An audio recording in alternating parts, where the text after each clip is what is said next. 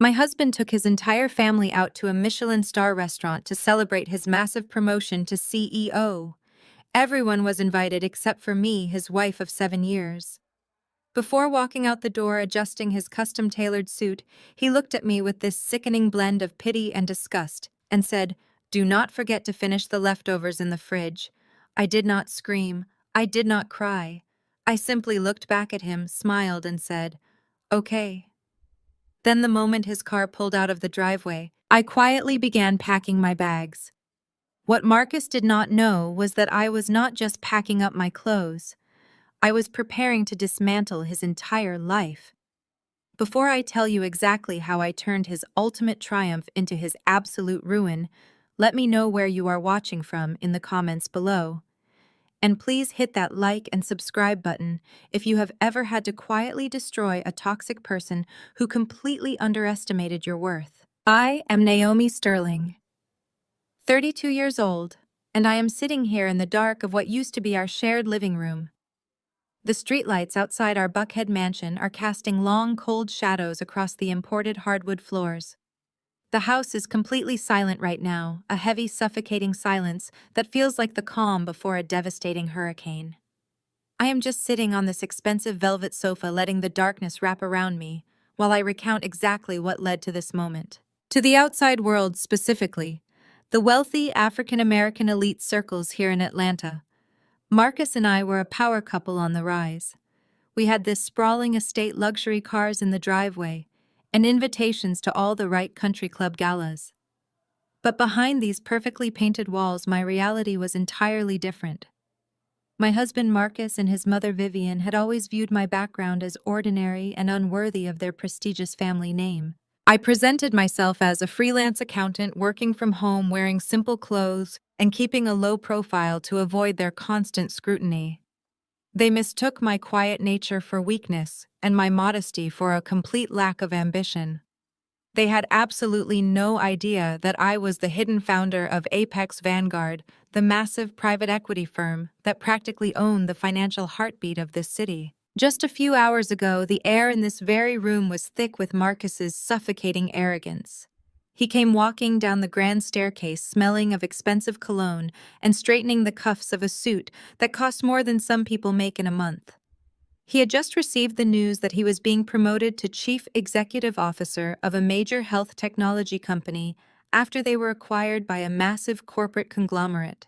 I knew all about the acquisition, of course, because my firm was the one that orchestrated the buyout behind the scenes. But to Marcus, I was just the plain, boring wife who balanced spreadsheets for local bakeries. I stood by the kitchen island wearing a comfortable, oversized sweater, genuinely waiting to see if he would finally include me in his success. Instead, he walked right past me to check his reflection in the hallway mirror. He turned to me, his eyes sweeping over my casual outfit with barely concealed contempt. He picked up his keys, flashed that signature arrogant smile he reserved for people he deemed beneath his social status, and delivered the line that officially ended our marriage. "The rest of the family is meeting me at the Capitol Grill downtown to celebrate," he said, smoothing his lapels with immense self-satisfaction. "Vivian made the reservations for us. You should just stay here. Do not forget to finish the leftovers in the fridge. I think the chicken from Tuesday is probably going bad by now." He stood there waiting for a reaction. He wanted me to argue. He wanted me to beg for an invitation to cry tears of frustration, to ask why his own wife was not welcome at the biggest celebration of his entire career. He thrived on making me feel small, so he could feel colossal. But I had spent years analyzing bad investments and cutting my losses, and in that precise moment, standing in the fading evening light, I realized Marcus Sterling was the worst investment I had ever made. The hurt I should have felt was completely overshadowed by a cold, calculating clarity. I looked at his smug face, felt absolutely nothing but a hollow detachment, and smiled. "Okay," I said softly. "Just okay." He frowned, clearly disappointed that he did not get the dramatic ego boost he was fishing for, but he just shrugged his shoulders, turned on his heel, and walked out the door. The heavy oak door clicked shut behind him, sealing his fate forever. The echo of the heavy oak door clicking shut was immediately shattered by the relentless, obnoxious vibration of my phone resting on the marble console table. Buzz after buzz after buzz, vibrating against the stone, demanding my attention. It was the family group chat arrogantly named the Sterling Empire. I picked up the device, the screen lighting up the darkened foyer with a barrage of notifications. They were not checking to see if I was okay with being left behind. They were not expressing any lingering guilt. They were openly celebrating my absence. I unlocked the screen and watched the toxicity unfold in real time, reading the digital trail of my own public execution. The first message was from Vivian, my mother-in-law. Her text read exactly as she spoke in real life, dripping with Southern passive aggression and deeply ingrained elitist snobbery.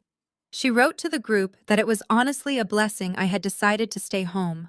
She typed out that the private dining room at the Capitol Grill required a certain level of sophistication and high society grace, something she claimed I simply did not possess. She actually wrote that it would be a tragedy to ruin Marcus's victory dinner with my clearance rack cardigans and my embarrassing lack of social connections in the elite Atlanta corporate scene.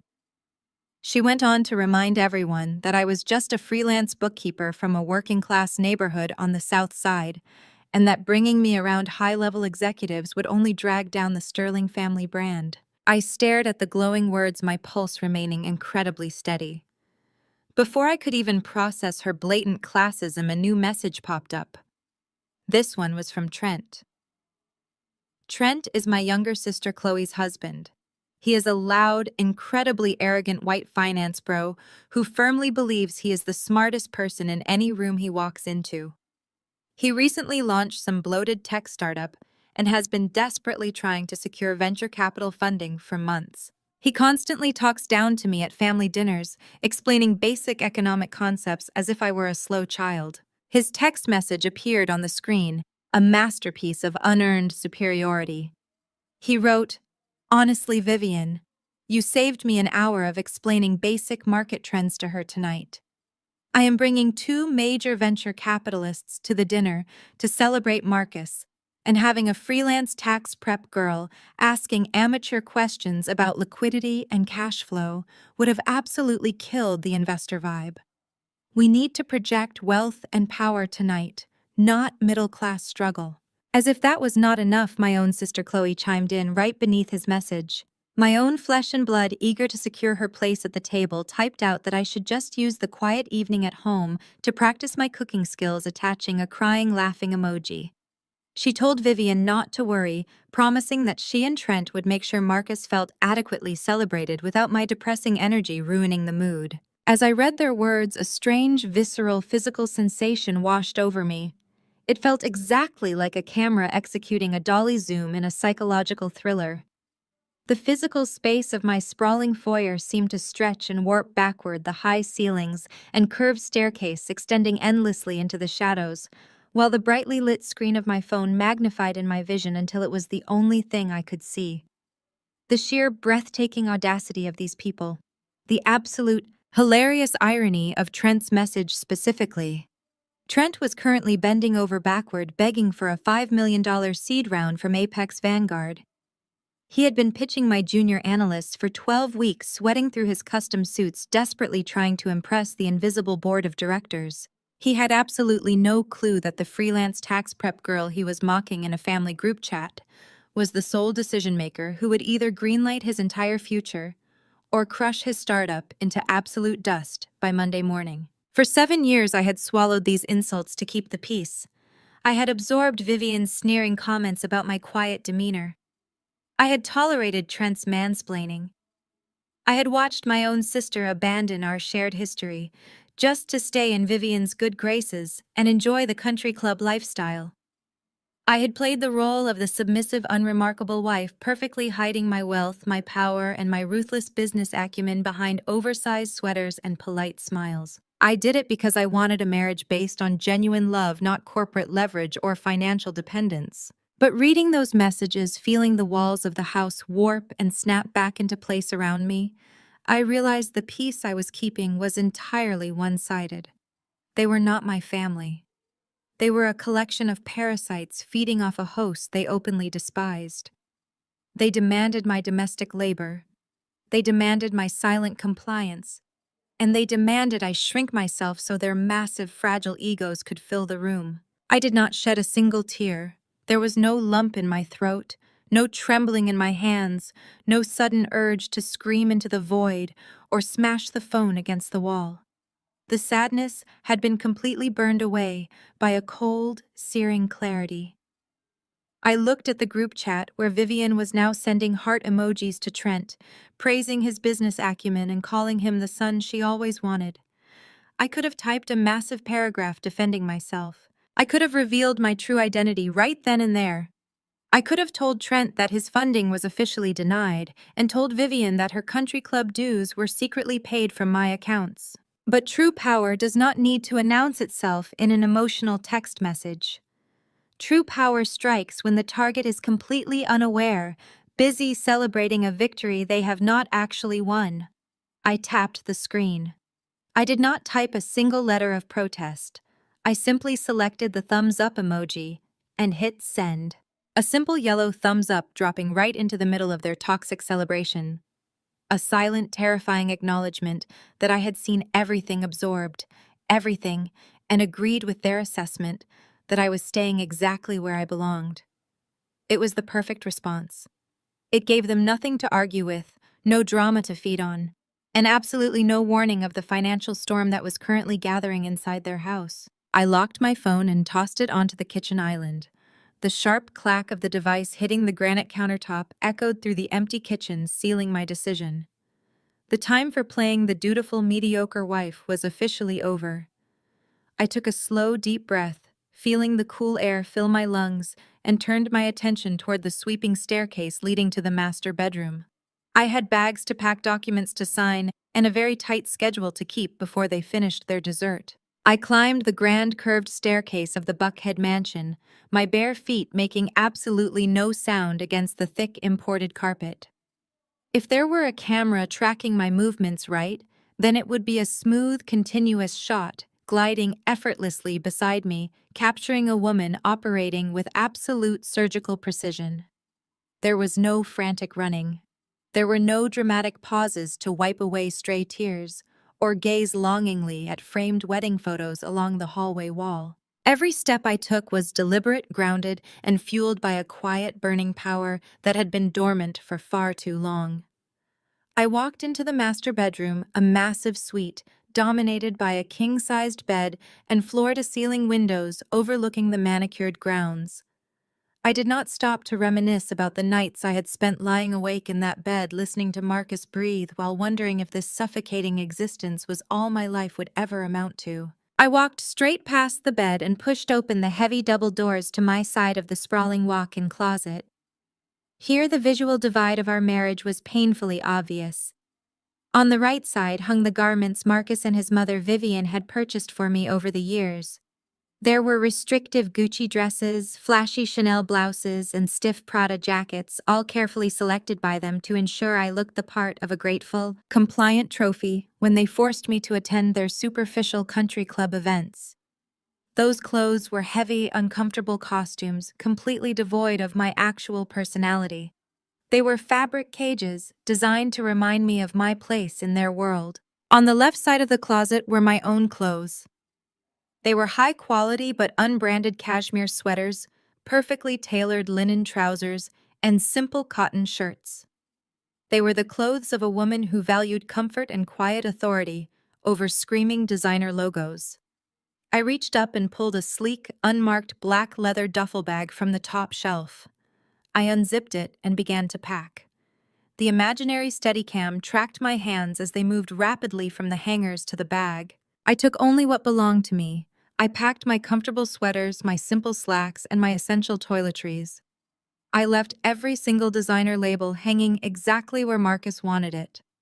I left the red-bottom shoes lined up perfectly on the racks. I left the expensive handbags sitting in their dust covers.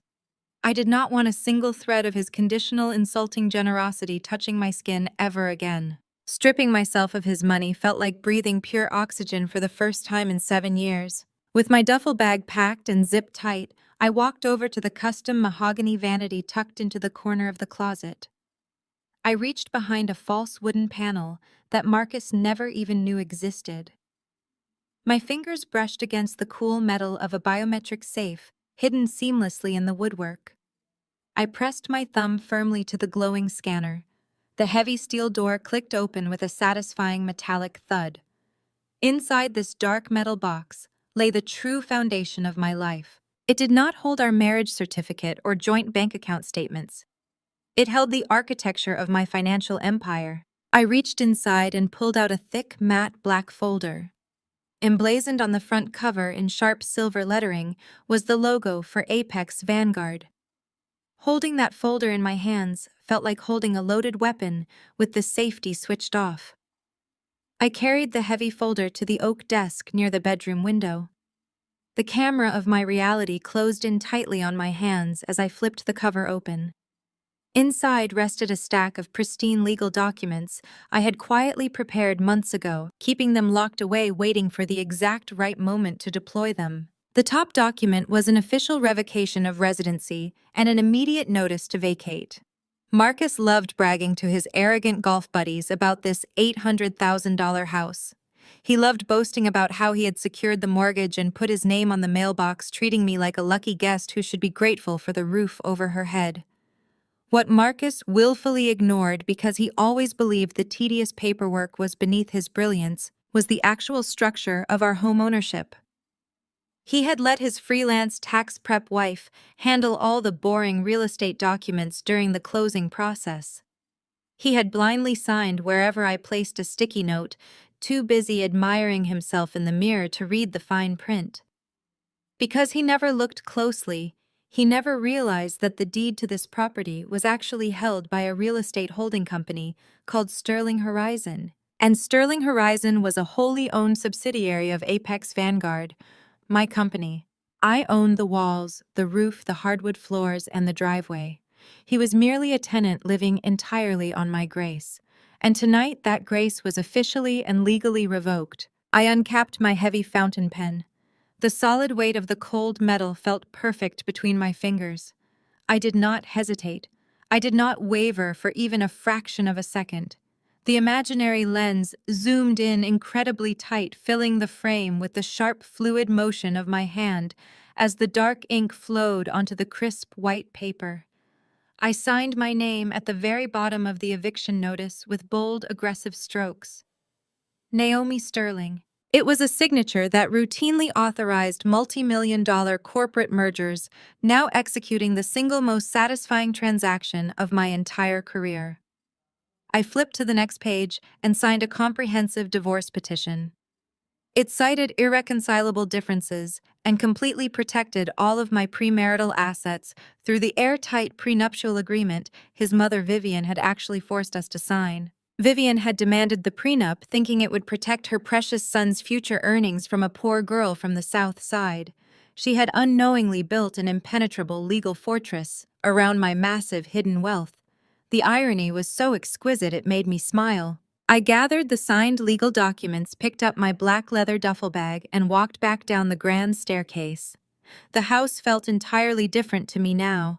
It was no longer a suffocating prison filled with his mother's judging eyes and his condescending remarks. It was just a commercial asset I was about to liquidate. I walked straight into the sprawling custom chef kitchen. The white marble countertops gleamed flawlessly under the warm glow of the pendant lights. I walked over to the massive stainless steel refrigerator, pulled the heavy handle, and opened the door. Sitting right there on the middle shelf, exactly where Marcus had pointed out, was a ceramic plate tightly covered in clear plastic wrap. It was the leftover chicken from Tuesday night. The pathetic scraps he genuinely thought I deserved to eat while he drank expensive champagne with investors downtown. I pulled the cold, unappetizing plate from the refrigerator and carried it over to the center of the kitchen island. I peeled the plastic wrap back carefully, exposing the dry, sad pieces of meat. Then I took the pristine, legally binding Apex Vanguard eviction notice and the divorce petition, and I placed them squarely on the marble island, right next to the plate of leftovers. I arranged them so they would be the absolute first thing he saw when he walked into the kitchen. But the tableau was not quite complete yet. I looked down at my left hand. The heavy 3-carat diamond ring Marcus had given me sparkled sharply under the kitchen lights. He had always been so incredibly proud of that ring, constantly reminding me how many months of his salary it cost, using it as a shiny symbol of his ownership over me. I pinched the metal band and slid the cold, heavy diamond off my finger. It slipped away effortlessly, leaving absolutely no mark behind on my skin. I reached out and placed the diamond ring directly on top of the cold leftover chicken.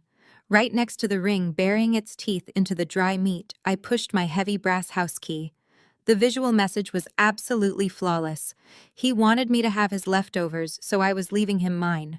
I was leaving him a broken marriage, a legally vacated property, and the sudden terrifying realization that he had just insulted the woman who silently owned his entire world. I picked up my duffel bag, turned off the kitchen lights, and walked out the front door into the dark. A sleek black town car was already waiting for me at the end of the driveway, the engine purring softly in the quiet night. The cool Atlanta air hit my face, smelling of pine trees and absolute unrestrained freedom. I handed my bag to the driver, slid into the luxurious back seat, and did not look back at the mansion even once as the car pulled away. Let Marcus and Trent enjoy their expensive steaks and their shallow, arrogant toasts. Tomorrow morning, Marcus Sterling was going to wake up with a terrible hangover and realize he was entirely, undeniably homeless. The morning sun streamed through the floor-to-ceiling windows of the presidential suite at the Ritz-Carlton in downtown Atlanta, casting a warm golden glow across the imported silk sheets. I sat at the expansive mahogany dining table near the balcony, wearing a plush white hotel robe, holding a delicate porcelain cup of dark roast coffee. Far below me, the city was just waking up, completely unaware of the massive financial earthquake I was about to trigger. My phone, resting face up on the polished wood surface, suddenly shattered the quiet luxury of the room. The screen flashed fiercely with an incoming call. The caller ID read Marcus. I did not rush to pick it up. I took another slow, deliberate sip of my coffee, savoring the rich, bitter flavor. I let it ring 3 times, making him wait before I calmly reached out and tapped the speakerphone icon. The audio quality of the phone speaker immediately distorted Marcus's voice, making him sound tiny, frantic, and pathetically desperate. "Are you out of your absolute mind?" he screamed, the volume so loud it practically rattled the porcelain saucer. I woke up with a pounding headache to find a pile of fake legal documents sitting on top of my dinner. "You think this is funny? You think you can just pack your cheap bags and walk out on me without a dime to your name?" If a camera were capturing this exact moment, it would execute a slow, low-angle orbit right around my chair. The lens would circle me from below, framing my completely serene, unbothered expression against the towering, powerful skyline of the city behind me. This visual of absolute grounded authority would stand in sharp, magnificent contrast to the tinny, erratic noise pouring out of the phone speaker. I did not interrupt him. I just let his fragile ego completely unravel in real time. "You listen to me, you ungrateful nobody!" Marcus continued to rage, his voice cracking with a mixture of hangover pain and genuine panic. "I am the chief executive officer now. I have power. I have connections. I am going to make sure you never work in this city again. I am calling the bank right this second to cancel your supplementary credit card. Let us see how long you last out there on the streets before you come crawling back here on your knees begging me to take you back. You are going to be completely penniless by noon." The sheer delusion in his threats was almost poetic. He genuinely believed that the silver piece of plastic he had magnanimously allowed me to carry with its insulting $2,000 monthly limit was my only lifeline to the modern world. He had no idea that I used that card exclusively to buy groceries and mundane household supplies just to maintain my cover story. I placed my coffee cup down with a soft clink. I did not offer a single word of defense or explanation. Instead, I reached into my bag and pulled out my actual credit card. It was not silver. It was heavy matte black titanium. The legendary Centurion card issued only by exclusive invitation to clients whose net worth exceeded the comprehension of men like Marcus Sterling. I dropped the heavy metal card onto the mahogany table. It landed with a solid, authoritative thud that the phone microphone absolutely picked up. What was that noise? Marcus demanded, his breathing heavy and ragged over the line. Are you even listening to me? I am cutting you off. You are dead in this town. While he continued to hyperventilate about his perceived power, I opened my secure encrypted laptop. I logged directly into the private executive portal for Apex Vanguard. My fingers moved swiftly across the keyboard. I bypassed the standard authorization protocols using my founder credentials. I navigated straight to the Distressed Assets Division. Marcus was currently boasting about his new position as CEO of a health technology company, completely oblivious to the fact that his company was bleeding cash and sitting on a mountain of toxic, unpaid commercial debt. I selected his company from the corporate registry. I initiated a hostile buyout of all their outstanding high-yield debt instruments. The system prompted me for payment authorization to secure the initial collateral transfer. I typed in the numbers from my titanium black card. The transaction processed instantly. In less than 45 seconds, while my soon-to-be ex-husband was screaming into his phone about cutting off my grocery allowance, I had legally purchased the absolute majority of his company's toxic debt. I was now his company's largest and most aggressive creditor. I had the legal authority to freeze their operational accounts, demand immediate restructuring, or force them into sudden bankruptcy if they missed a single payment. He thought he was the king of the castle, but I had just bought the ground the castle was built on. I am not joking, Naomi Marcus shouted, his voice growing hoarse. You have exactly 1 hour to get back here and clean up this mess in the kitchen before I call my lawyers and destroy you. I looked at the glowing confirmation screen on my laptop. The transaction was fully settled. The trap was set and the jaws were securely locked. I leaned slightly closer to the phone microphone. The low-angle camera would stop its orbit right here, settling on a tight, commanding shot of my face. Good luck with the new job, Marcus, I said, my voice smooth as silk and cold as ice. Try not to run the company into the ground on your first day. I reached out and tapped the red button. The call disconnected instantly, cutting him off mid-sentence and plunging the suite back into perfectly peaceful silence. I picked up my coffee, took another sip, and turned my attention to the beautiful city skyline. The financial war had officially begun, and Marcus had absolutely no idea he had already lost the first battle. The screen of my phone had barely gone dark before it illuminated the polished mahogany table once again. The device buzzed aggressively against the wood, practically vibrating with the sheer unhinged anxiety of the caller. The name flashing on the display was Chloe. My biological younger sister, the ultimate family opportunist, and a woman who had spent her entire adult life meticulously constructing a false reality of wealth and prestige. I reached out and accepted the call, lifting the phone to my ear. I did not even have the chance to say hello before a piercing, frantic voice shattered the calm of my hotel suite. Are you completely out of your mind? Chloe shrieked, the volume so loud I had to physically pull the phone an inch away from my face. Vivian just called me in an absolute panic. Marcus is tearing the house apart.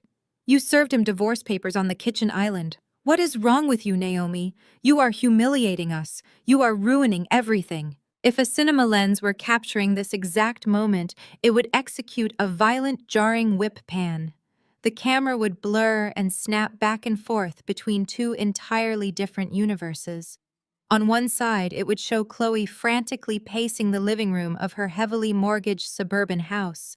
Her voice pitched to a hysterical frequency, her face flushed with the terror of losing her proximity to high society. Then the camera would snap aggressively back to me. I was sitting perfectly still in a luxurious presidential suite, the morning light catching the gold rim of my coffee cup, a dark, utterly amused smirk resting effortlessly on my lips. The contrast in our energy was absolute.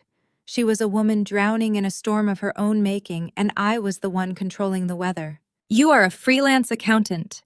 Chloe continued to rant, her words tumbling over each other in her desperation to tear me down. You do not make real money. You do not have real power. Marcus was your only lifeline to a decent life, and he just got named Chief Executive Officer. He is going to be pulling in a massive 7-figure salary. And you decide today is the day to pack your cheap bags and demand half of his assets. You are nothing but an ungrateful gold digger who cannot stand to see her husband succeed. I took a slow, deep breath, letting the absurdity of her accusations wash over me. It was genuinely fascinating to analyze the psychology of a parasite. Chloe had always been this way. Even when we were children growing up on the south side of Atlanta, she was constantly searching for the biggest, most powerful host she could attach herself to.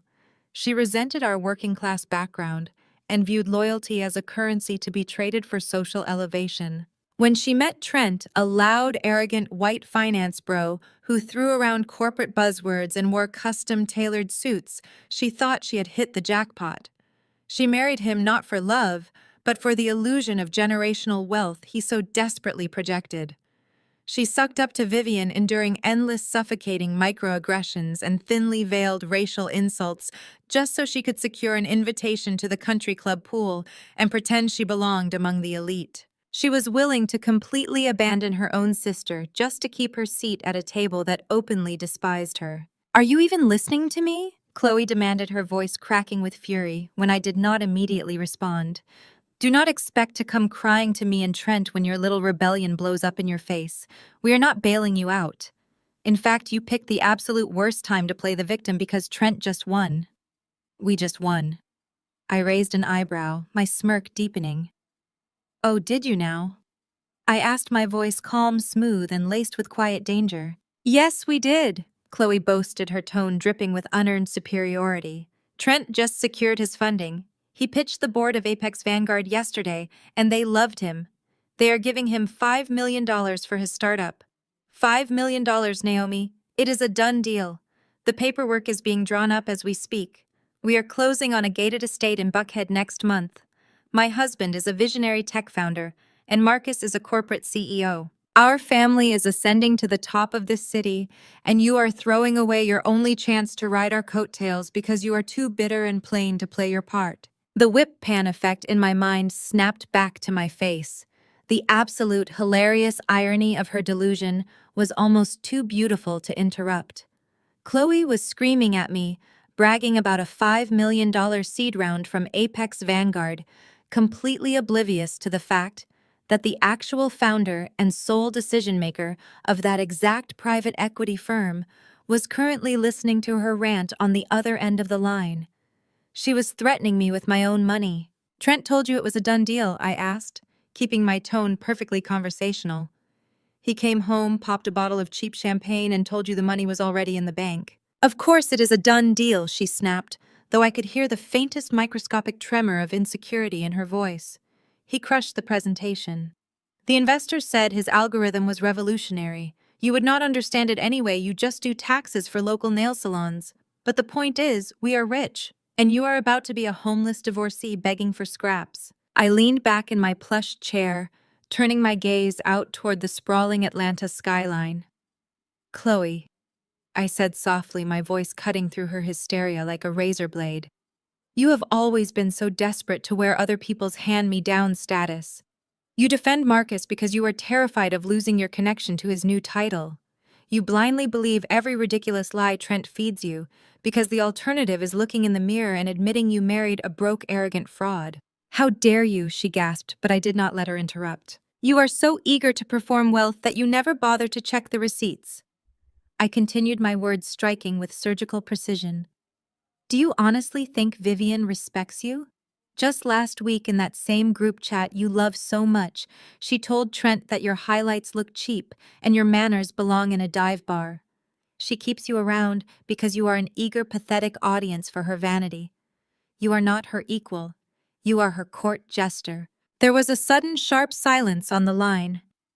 I knew my words had hit the exact nerve she spent her entire life trying to hide. "You are lying," Chloe finally stammered, her voice shaking violently. "Vivian loves me. Trent is successful. You are just jealous." I took a final slow sip of my coffee. "I do not have the capacity to be jealous of an illusion, Chloe. But you should probably advise your visionary husband to double-check his inbox before you start picking out Italian marble countertops for a house you will never own. Corporate funding is an incredibly fragile thing. Venture capital firms do not just hand over $5 million without conducting a brutal forensic audit of the books. Sometimes, visionary founders lie about their user metrics. Sometimes they fake their cash flow, and sometimes those deals fall apart at the absolute highest level right before the ink dries. "What are you talking about?" she demanded, panic officially replacing her arrogance. "What do you know? Enjoy the celebration dinner at the Capitol Grill tonight, Chloe," I said, completely ignoring her question.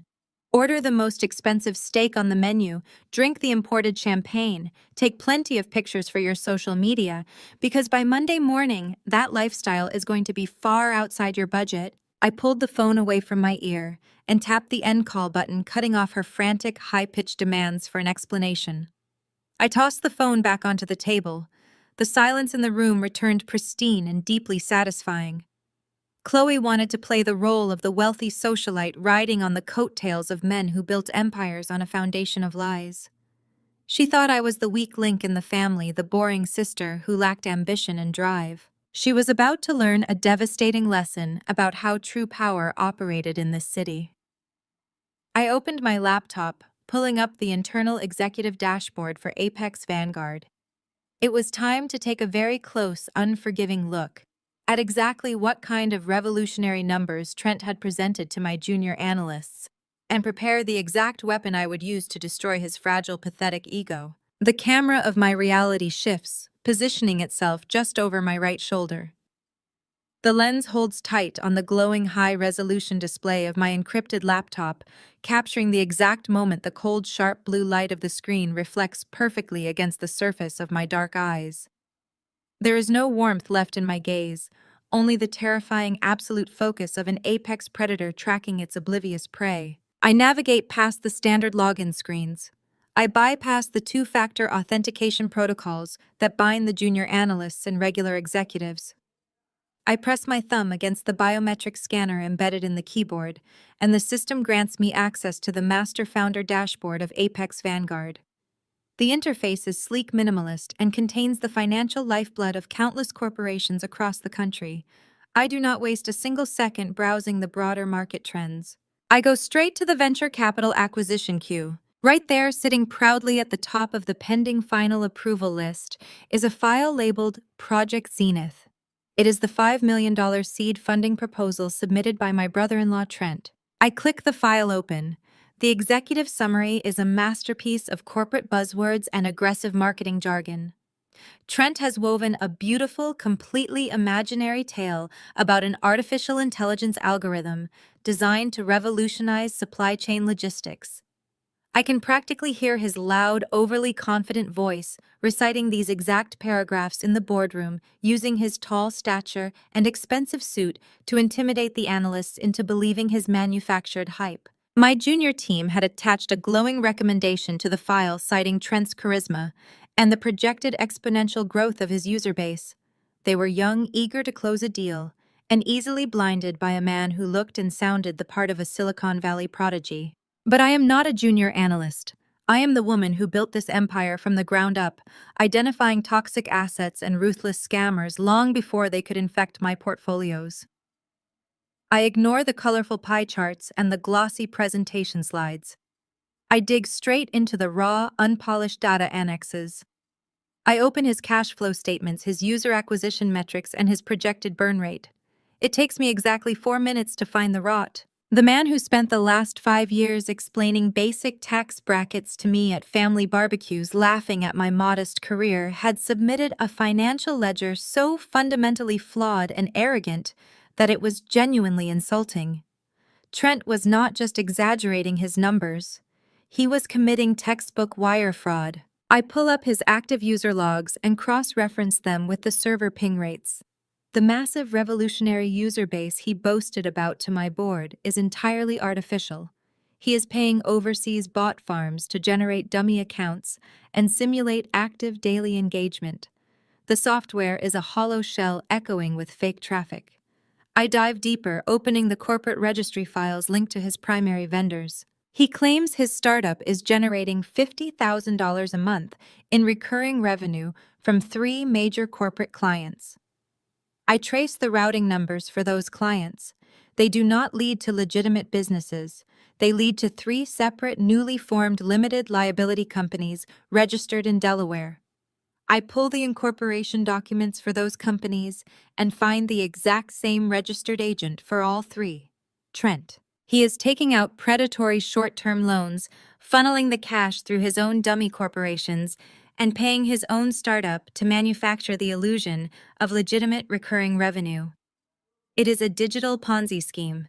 It is a desperate, sloppy, and incredibly illegal shell game designed to secure $5 million of my money so he can buy a gated estate in Buckhead and maintain the illusion of extreme wealth for my sister. He was planning to take the seed money, siphon it off as executive compensation, and let the company quietly declare bankruptcy a year later, leaving Apex Vanguard holding an empty, worthless bag. A dark, quiet laugh escapes my lips, echoing in the stillness of the hotel suite. The absolute audacity of this man. He sat in my living room last Thanksgiving sipping expensive bourbon that Marcus bought, and told me that women like me simply lacked the risk tolerance required to understand high-level finance. He told me I was better off sticking to filing tax returns for nail salons. And here he is handing me the exact rope I am going to use to legally hang him. I could simply click the red reject button on the screen. I could decline the funding block his access to the capital and let him drown in his own accumulating debt. But simply denying him the money is not enough. Rejection just means he will take this fraudulent pitch deck to another venture capital firm and scam someone else. Trent does not just need to be stopped. He needs to be made into a permanent, highly visible example. He needs to face the terrifying, crushing weight of federal consequences. I open a highly secure, encrypted internal communication channel. I bypass the standard management hierarchy and open a direct line to the head of risk management and legal compliance for Apex Vanguard, a ruthless former federal prosecutor named David, who answers exclusively to me. I do not type a polite conversational email. I draft a severe zero-tolerance executive mandate. I attach the complete Project Zenith file to the message. I highlight the specific routing numbers of Trent's shell companies, and I attach the server logs proving the active user fraud. I type my instructions with rapid punishing keystrokes. I state that the attached seed round application contains overwhelming evidence of deliberate coordinated financial fraud and misrepresentation of corporate assets. I order the immediate suspension of all pending communications with the founder. I mandate a microscopic, completely unforgiving forensic audit of every single document Trent has ever submitted to this firm. Furthermore, I explicitly instruct the legal department to begin drafting a comprehensive fraud report.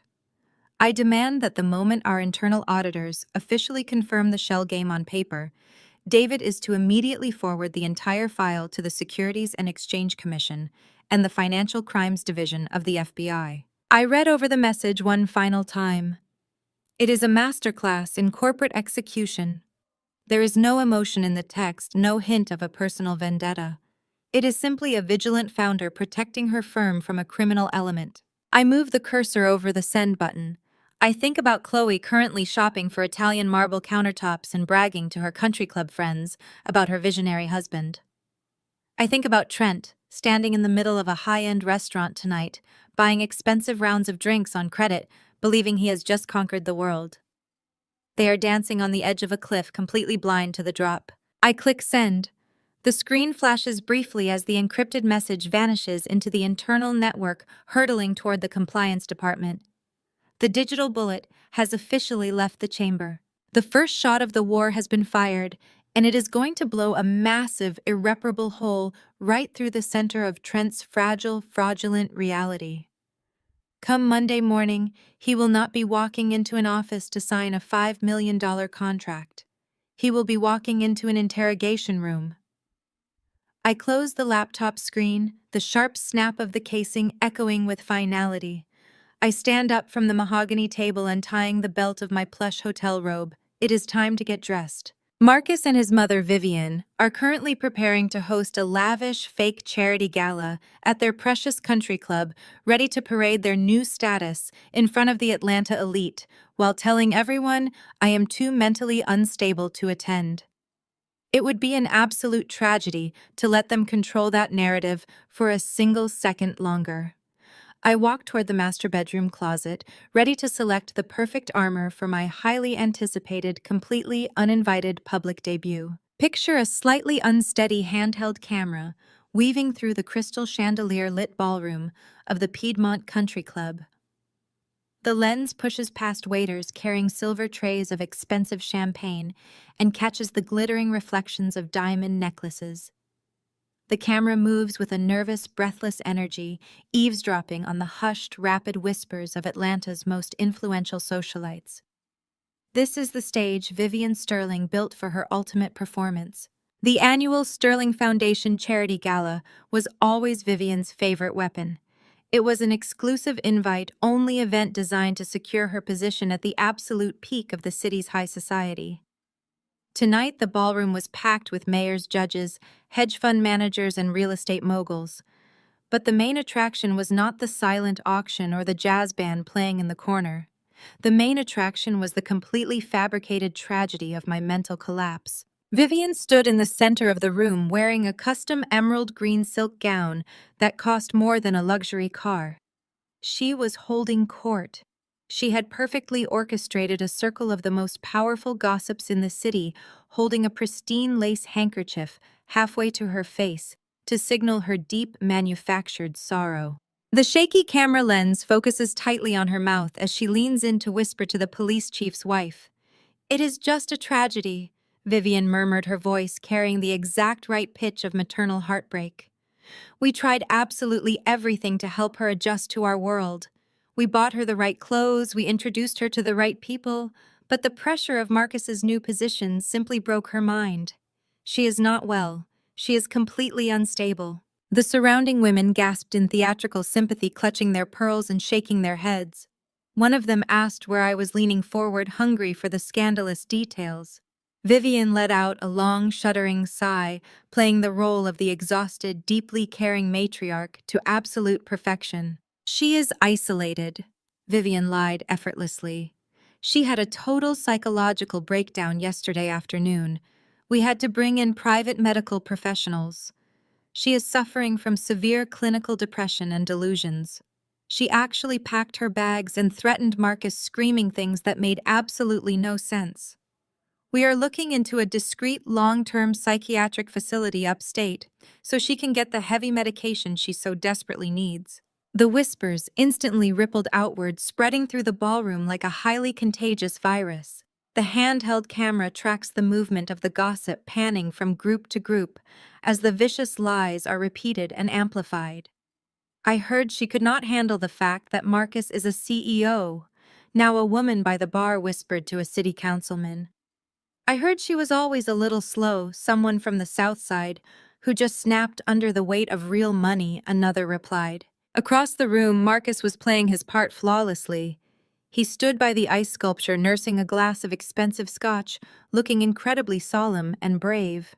Older, wealthy men were coming up to him, clapping him firmly on the shoulder, offering their profound condolences for his difficult domestic situation. Marcus nodded stoically, looking down at his polished shoes, accepting their praise for being such a resilient, committed husband. He was soaking up the sympathy, using my fabricated mental illness to make himself look like a tragic hero who was sacrificing his own happiness to care for a deeply broken wife. The string quartet playing softly in the corner provided the perfect melancholic soundtrack to their performance. Waiters passed by with silver platters of caviar and truffles, completely ignored by the guests who were far more interested in consuming the juicy details of my demise. Marcus leaned in to speak with a prominent banking executive, his voice carrying just enough for the nearby tables to hear. He said it was the hardest day of his life, watching the woman he loved lose her grip on reality. He said he was focusing on his new role as CEO, just to keep his mind off the tragedy at home. The executive nodded solemnly, promising Marcus full support from his firm during this trying time. The hypocrisy was so thick it was practically choking the room. And then there was Chloe. My own sister was standing near the VIP tables, with Trent, both of them practically vibrating with smug satisfaction. Chloe was wearing a flashy sequined dress that was trying way too hard to look expensive.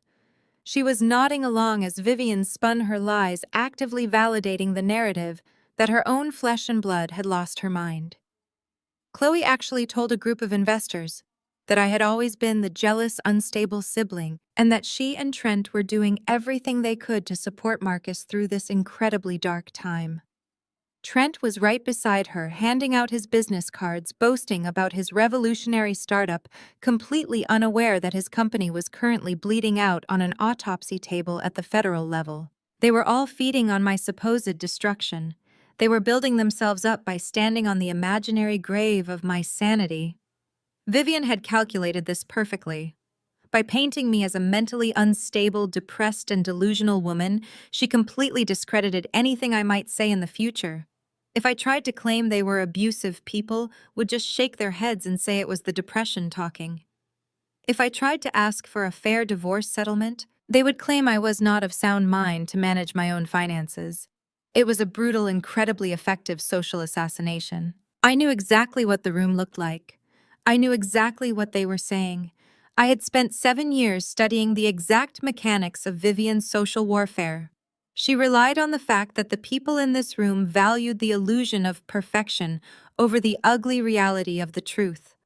She relied on the assumption that a freelance accountant from a working-class neighborhood would simply hide in shame and let her control the narrative. But Vivian had made one catastrophic, unforgivable miscalculation.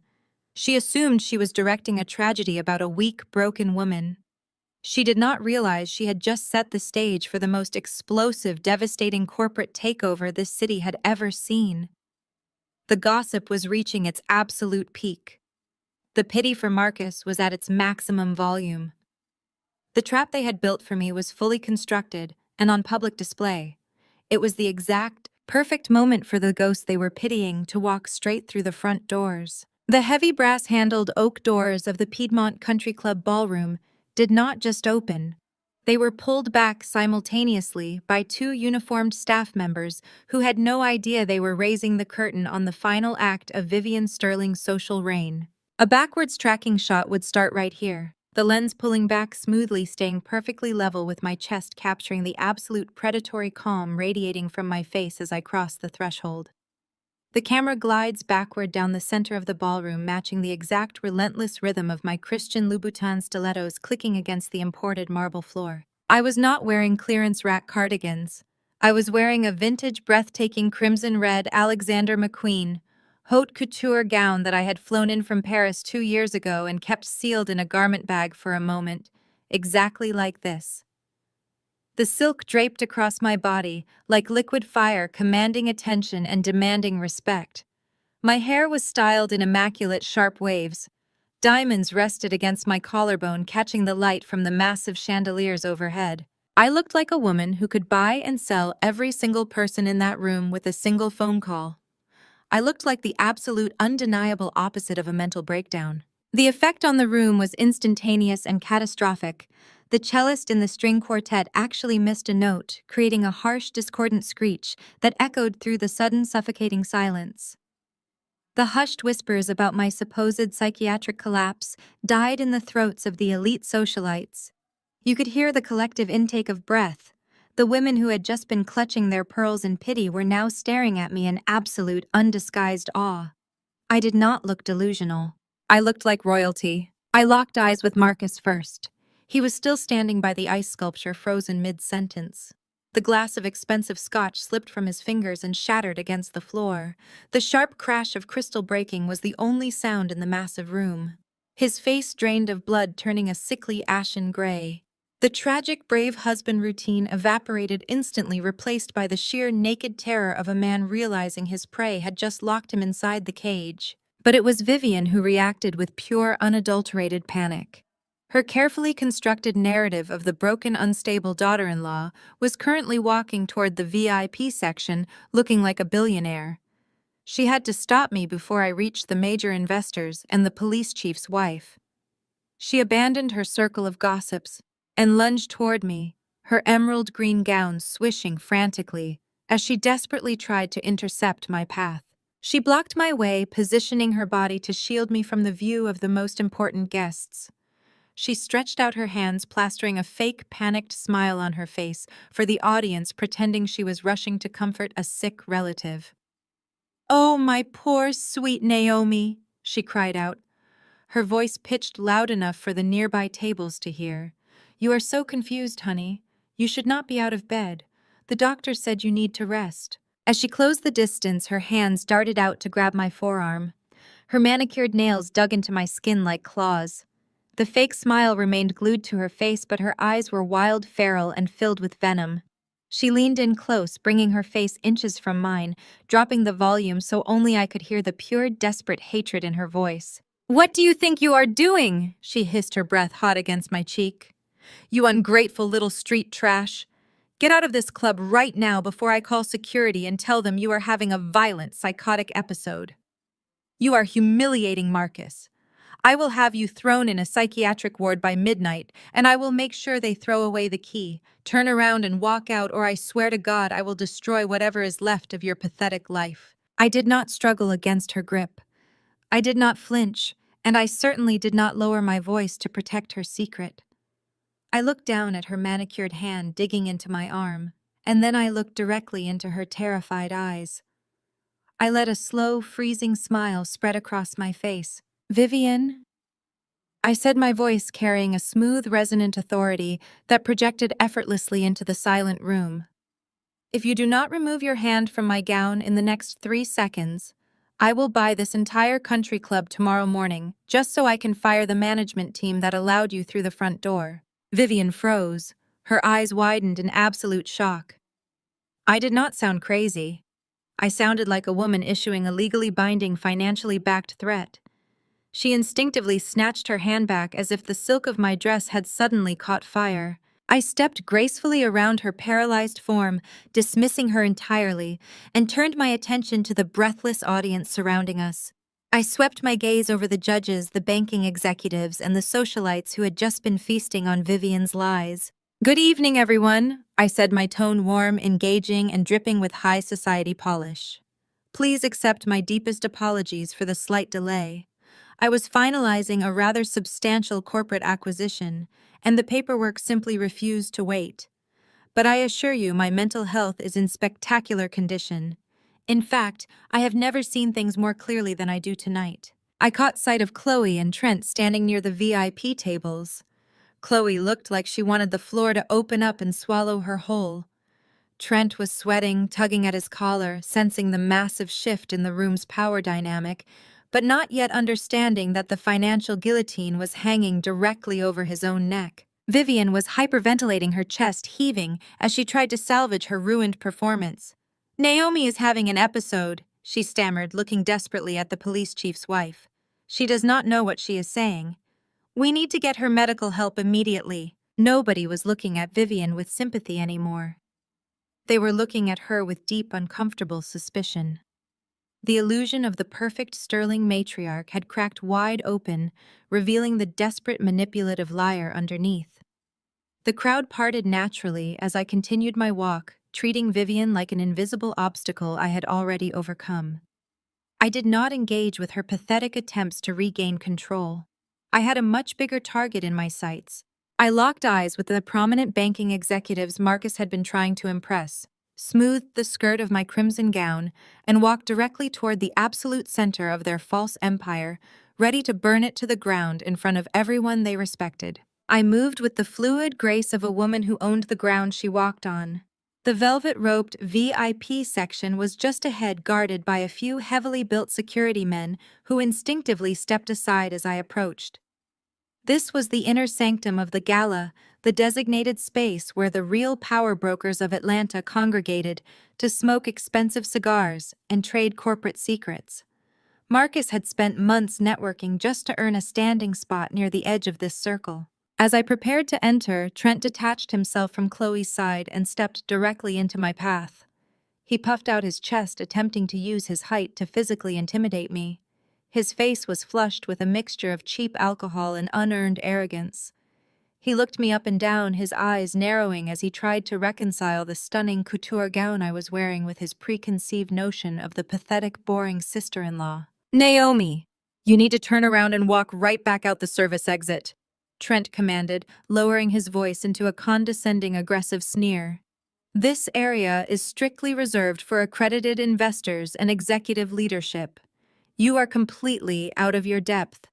You are going to ruin Marcus's celebration, and more importantly, you are going to jeopardize my $5 million venture capital deal. Go home before you embarrass yourself and drag our family name through the mud. I stopped precisely 2 feet away from him. I did not shrink back. I looked at the heavy beads of sweat forming along his hairline. I noticed the desperate nervous tremor in his hands as he clutched his crystal glass. He was projecting extreme confidence, but he was leaking absolute terror. "Your $5 million deal, Trent?" I asked, allowing my voice to carry just enough for the surrounding executives to hear. He smirked, glancing back over his shoulder to ensure the wealthy men at the nearby tables were watching him handle the situation. "Yes, Naomi. Real money. High-level finance. Apex Vanguard is backing my visionary startup. The board absolutely loved my pitch. So I strongly suggest you let the adults talk business and go find a quiet corner to deal with whatever emotional breakdown you are currently having." I let a soft, terrifyingly cold laugh escape my lips. I was just about to tell him exactly what my risk management team was doing to his visionary pitch deck when the dense crowd behind him suddenly parted. They did not just step aside.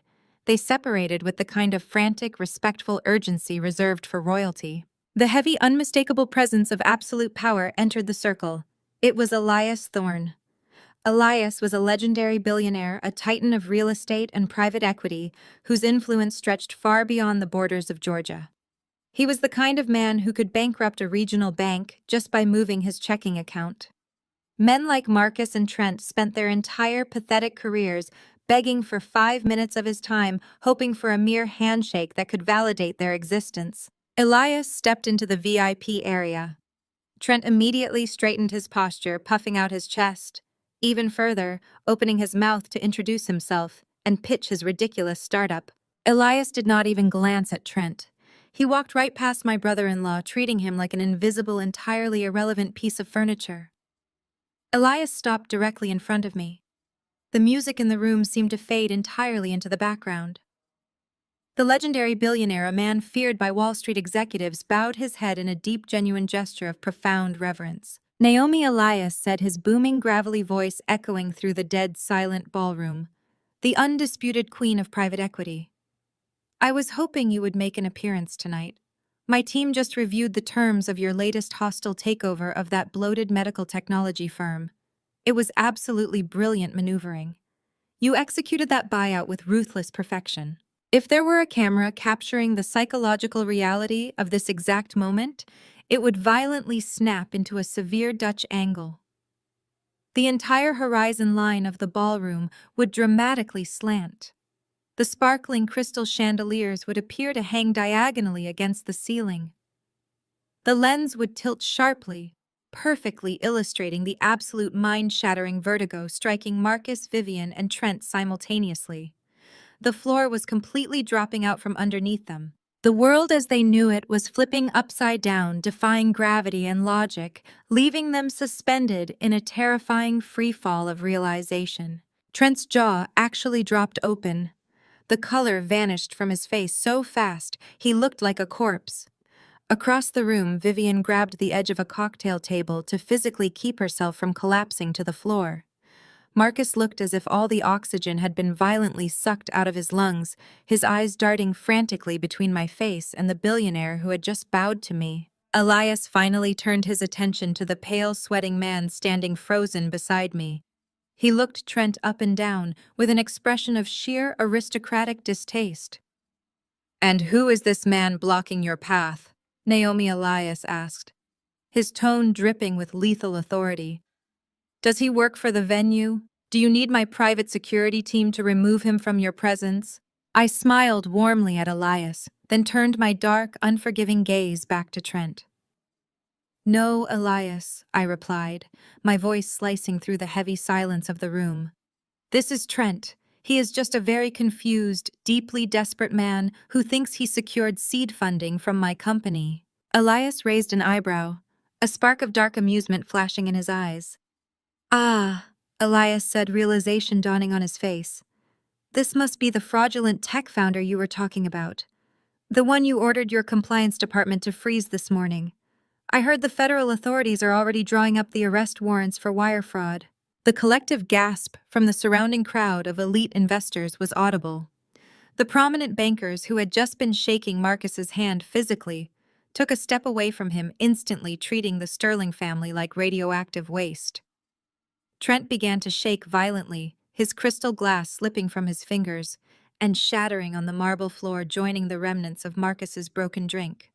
The illusion was completely destroyed. The pathetic, arrogant men who had spent years treating me like an uneducated burden were now standing in the wreckage of their own fraudulent lives, exposed in front of the most powerful people in the city. And I had not even delivered my final blow. I turned away from Trent's crumbling facade, dismissing him entirely as he fell to his knees in the center of the ballroom. I did not spare a single glance for Marcus, who was now desperately trying to back away into the shadows, or Vivian, who was clutching her chest as her precious social standing evaporated into thin air. Instead, I walked gracefully toward the main stage where the charity director was standing, completely paralyzed by the unfolding drama. I ascended the short stairs, the heavy silk of my crimson gown trailing behind me like a burning flame. I stepped up to the microphone stand. The audio feedback whined for a fraction of a second before the entire ballroom fell into a hushed, absolute silence. Every billionaire judge and corporate magnate in the room was hanging on my next breath. "Thank you all for being here tonight to support such a vital cause," I said, my voice resonating with supreme clarity through the massive speakers. "The Sterling family has certainly put on quite an entertaining display this evening. However, I believe we are all here for a much higher purpose than cheap social theater. We are here to fund the future of our community." I reached into my clutch and retrieved a sleek leather checkbook alongside my heavy fountain pen. I rested the checkbook on the wooden podium. As a woman who built her own financial empire from the ground up, I understand the critical importance of proper capital. I continued, my gaze sweeping over the mesmerized audience. "Therefore, it is my absolute privilege to make a direct, unconditional donation to tonight's charity." I signed my name with sharp, aggressive strokes. I did not write Naomi Sterling. That name was officially dead to me. I tore the check from the booklet and handed it directly to the trembling charity director. He looked down at the numbers, his eyes widening to the size of saucers, before he breathlessly leaned into the microphone. "Ladies and gentlemen," the director stammered, his voice shaking with pure shock, "we have just received a phenomenal, record-breaking donation of $1 million from Ms. Naomi Hayes." The ballroom erupted. The applause was deafening, echoing off the vaulted ceilings and crystal chandeliers. It was not polite golf claps. It was a roaring, thunderous standing ovation from the most powerful people in Atlanta. If a cinematic camera were capturing the final moments of this scene, it would execute a sweeping, majestic crane shot. The lens would detach from my eye level and smoothly rise high into the air, pulling back and up toward the vaulted ceiling of the ballroom. Looking straight down from this godlike perspective, the visual hierarchy of the room would be undeniably clear. I stood elevated on the stage, bathed in warm golden light, surrounded by an ocean of elite executives fiercely applauding my real name. Far below, pushed to the absolute dark margins of the frame, the Sterling family looked like tiny, insignificant insects. Marcus, Vivian, Trent, and Chloe were huddled together in the shadows, completely isolated, stripped of their fake power, and suffocating under the crushing weight of their own ruin. I did not stay to bask in the adulation. I handed the microphone back to the director, offered one final gracious smile to the cheering crowd, and walked down the stage steps. The sea of billionaires and socialites parted respectfully to let me through. I walked straight out the heavy brass doors of the Piedmont Country Club, stepping into the cool, crisp night air, where my private car was already waiting, leaving the smoldering ashes of the Sterling family legacy far behind me. Monday morning arrived with the sharp, unforgiving brightness of a reality check. Trent sat in the glass-walled conference room of his rented Midtown Atlanta office space. He had specifically leased this expensive real estate on credit banking entirely on the $5 million wire transfer from Apex Vanguard that was scheduled to clear by 9 o'clock. He was wearing his signature custom-tailored suit, his feet resting arrogantly on the polished conference table, constantly refreshing his corporate banking application. He was fully prepared to walk out of this office a multi-million-dollar tech founder. The digital clock on his screen struck exactly 9. Trent smiled, anticipating the massive influx of capital. Instead of a deposit notification, a priority email alert sliced across his screen. The sender address did not belong to the enthusiastic junior analysts he had been manipulating for weeks. The sender was the Apex Vanguard Global Office of Legal Compliance and Risk Management. The subject line was stamped in stark red capital letters. It read, "Notice of immediate funding termination and pending civil action for financial fraud." Trent lowered his feet to the floor.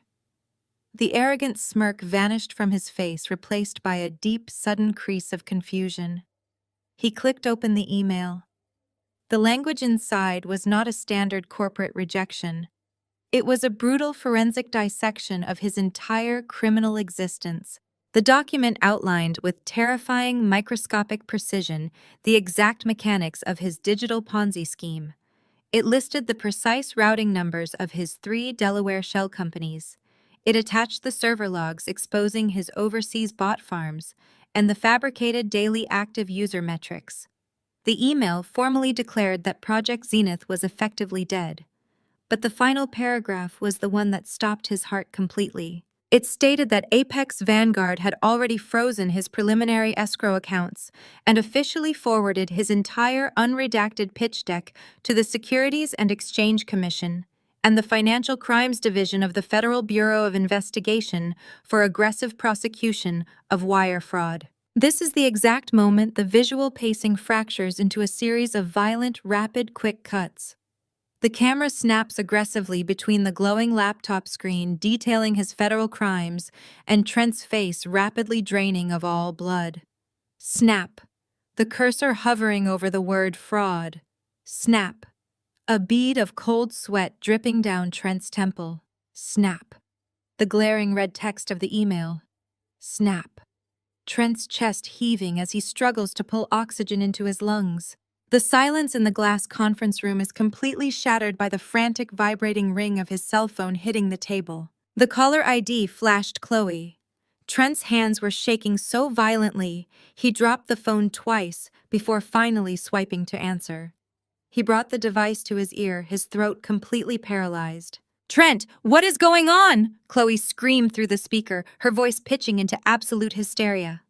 "I am standing in the design showroom right now. I just tried to put down the $50,000 deposit for the imported Italian marble countertops for the Buckhead estate.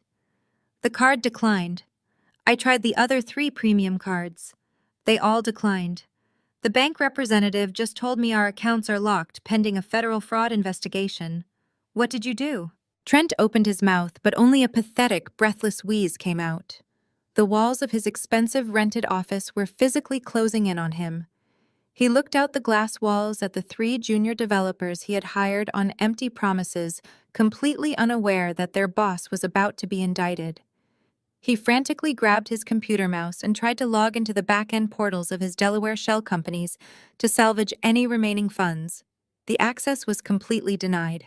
Red error messages blocked every single attempt. He was entirely locked out of his own scam. "Trent, answer me right now!" Chloe shrieked, the sound of her public humiliation echoing in the background. "The showroom manager is looking at me like I am a criminal. You said the $5 million was secured. You said we were rich. Call the bank and fix this immediately." "The money is gone!" Chloe. Trent finally choked out, his voice cracking into a high, terrified pitch. "The venture capital firm. They found out about the user logs. They found the shell companies. They sent everything to the federal authorities. We have absolutely nothing. I am looking at federal prison time." A sharp, terrified gasp echoed from Chloe's end of the line.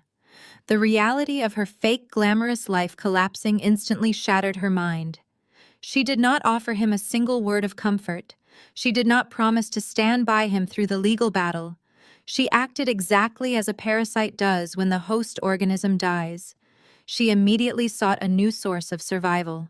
"You lied to me!" Chloe screamed, her voice dripping with pure, concentrated venom. "You arrogant, broke fraud! You dragged me into this. I am calling Marcus right now. He is a CEO. He has real money. He will hire a legal team and protect me from your spectacular mess. Do not ever speak to me again." The line went dead. Trent sat in the suffocating silence, the dial tone ringing in his ears, realizing that his wife had just abandoned him the second the illusion of his wealth evaporated.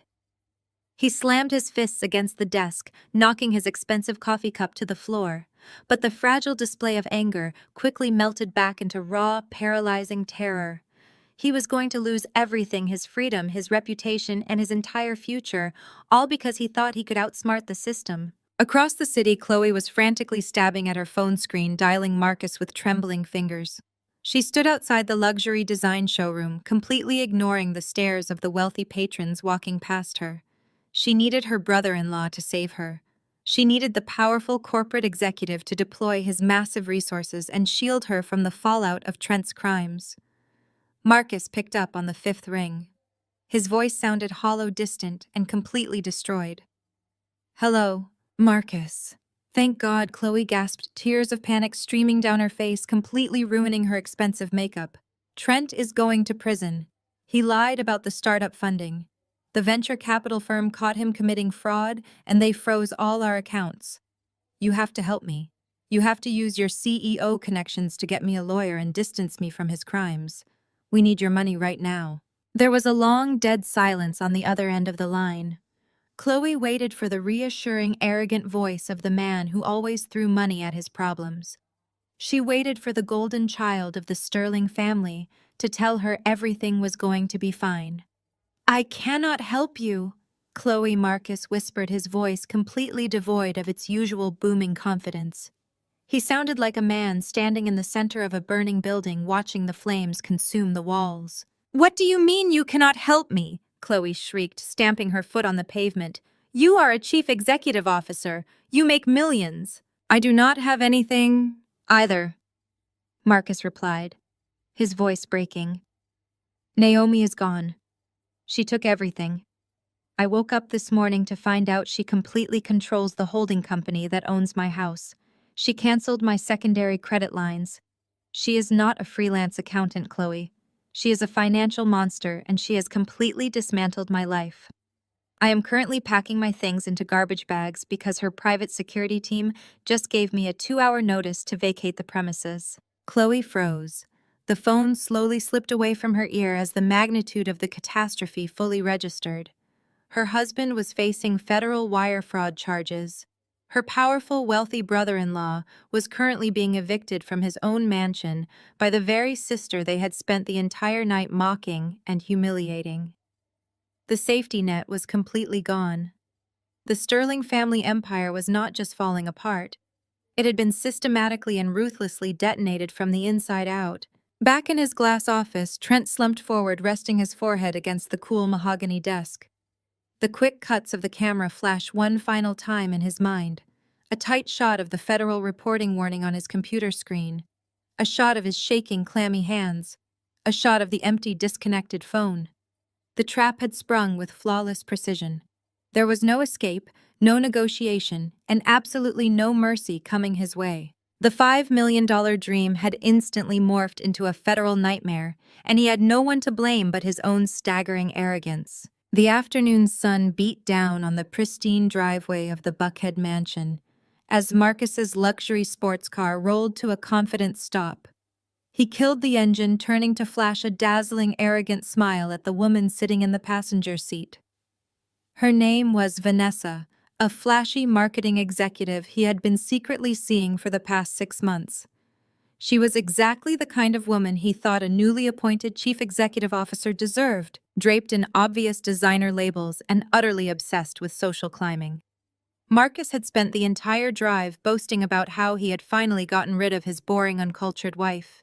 He told Vanessa that Naomi had thrown a pathetic temper tantrum the night before, leaving some fake, poorly drafted divorce and eviction papers on the kitchen counter before running away. He genuinely believed Naomi was currently crying in some cheap motel, leaving this massive $800,000 estate completely to him. Marcus stepped out of the car, adjusting his perfectly tailored suit jacket, eager to show off his domain. He led Vanessa up the sweeping brick pathway to the heavy oak front doors.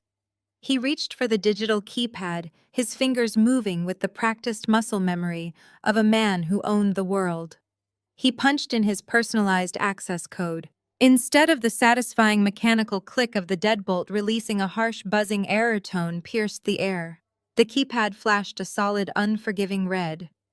Marcus frowned, letting out a short, dismissive laugh. He told Vanessa the system was probably just glitching from the overnight software update. He cracked his knuckles and typed the sequence again, pressing the numbers with more force. The keypad buzzed again, solid red. A sharp flicker of irritation crossed his face. He slammed his palm against the heavy oak door, shouting that the smart home system was always malfunctioning. He reached into his pocket to retrieve his physical override key, fully prepared to manually force his way inside. But before he could even slide the brass key into the lock, the heavy door swung open from the inside. Marcus instantly froze. Standing in the doorway was not a confused housekeeper or a smart home technician. It was a massive, incredibly imposing man wearing a tactical black uniform. A badge on his chest clearly identified him as an operative for an elite private security firm. Two more similarly dressed guards materialized on the wraparound porch, moving with silent, terrifying precision to flank Marcus and Vanessa. If a camera were capturing this exact sequence, the smooth cinematic stability of the previous scenes would completely vanish. The visual style would instantly switch to a gritty, unsteady handheld camera. The lens would bounce and shake slightly with every breath Marcus took, creating a sickening, visceral sense of claustrophobia and panic. The frame would stay aggressively tight on his face, perfectly capturing the moment his arrogant superiority began to rot into raw terror. "Excuse me," Marcus demanded, puffing out his chest and attempting to project the booming authority of a corporate CEO. "Who the hell are you, and what are you doing inside my house? Step aside right now before I call the Atlanta police and have you all arrested for breaking and entering." The lead security officer did not flinch. He did not step aside. He looked at Marcus with the cold, dead-eyed indifference of a man who dealt with hostile trespassers every single day. "Mr. Sterling," the officer said, his voice flat and devoid of any respect. "You are currently trespassing on private property. You have exactly 2 minutes to return to your vehicle and vacate the premises before we are legally authorized to physically remove you." Marcus let out a loud, incredulous bark of laughter, looking back at Vanessa to ensure she was watching him assert his dominance. "Trespassing. I am the owner of this estate. My name is on the mortgage documents. My wife left some ridiculous fake eviction notice on my kitchen counter last night as a pathetic joke. You are completely out of your depth here." Marcus reached inside his tailored jacket and pulled out the crumpled, pristine legal document Naomi had left resting on the leftover chicken. He shoved the paper directly toward the officer's chest. "Read it yourself. It is a complete fabrication. Naomi does not have the power to evict me from my own home." The security officer did not even look at the paper.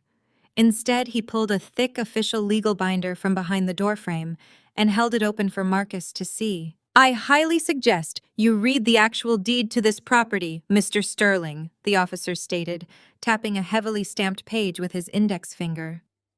"This estate is solely owned by a real estate holding company named Sterling Horizon, and according to these expedited, legally binding transfer documents filed and certified by the county court this morning, Sterling Horizon is a wholly owned subsidiary of Apex Vanguard. The chief executive officer of Apex Vanguard has formally revoked your tenancy. You do not own this house. You have never owned this house. You are an unauthorized occupant, and your presence here is now a criminal offense." The handheld camera jerks forward, pushing uncomfortably close into Marcus's face. His eyes dart frantically across the official county stamps, the raised seals, and the terrifying, undeniable corporate logos of Apex Vanguard. His brain violently struggles to process the information. Naomi, his quiet, boring wife who filed taxes from home, was not just an employee of Apex Vanguard. The documents clearly listed her as the sole founder and managing director. The air completely left his lungs. The foundation of his entire reality cracked and shattered into a million jagged pieces. He had spent 7 years treating the owner of a private equity empire like an unpaid maid. Before Marcus could even utter a single syllable, the massive front doors were pulled wide open. A crew of professional movers marched out onto the porch, carrying large, heavy-duty industrial garbage bags. They did not handle the bags with care. They swung them aggressively over the railing, tossing them directly onto the pristine manicured front lawn. The bags hit the grass with heavy thuds bursting open upon impact. Out spilled the entirety of Marcus's carefully curated, desperately expensive life. Custom Italian suits he had purchased to impress investors tumbled into the dirt. Silk ties, imported leather shoes, and expensive colognes scattered across the landscaping.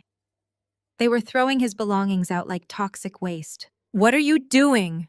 Marcus screamed, his voice cracking into a high, hysterical pitch. "Stop touching my things. Those suits cost thousands of dollars. You are ruining them." He scrambled off the porch, falling to his knees on the grass, frantically trying to gather his expensive clothes and shove them back into the torn plastic bags. The handheld camera follows his descent, shaking and tilting wildly to capture the absolute pathetic humiliation of a man crawling in the dirt for his material possessions. He looked up, his face red, his eyes watering with a mixture of rage and profound panic. "Vanessa, help me grab these," Marcus pleaded, reaching out toward his mistress, but Vanessa had already taken 3 large steps backward. The alluring, wealthy CEO she thought she was dating had just evaporated. In his place was a sweating, screaming man, being legally evicted from a house he did not even own, crawling on his lawn while security guards watched him with open disgust. She looked at his scattered, wrinkled suits, then looked at the cold, intimidating faces of the security team. "I am calling an Uber," Vanessa said, her voice dripping with absolute revulsion. "Do not ever call my phone again, Marcus."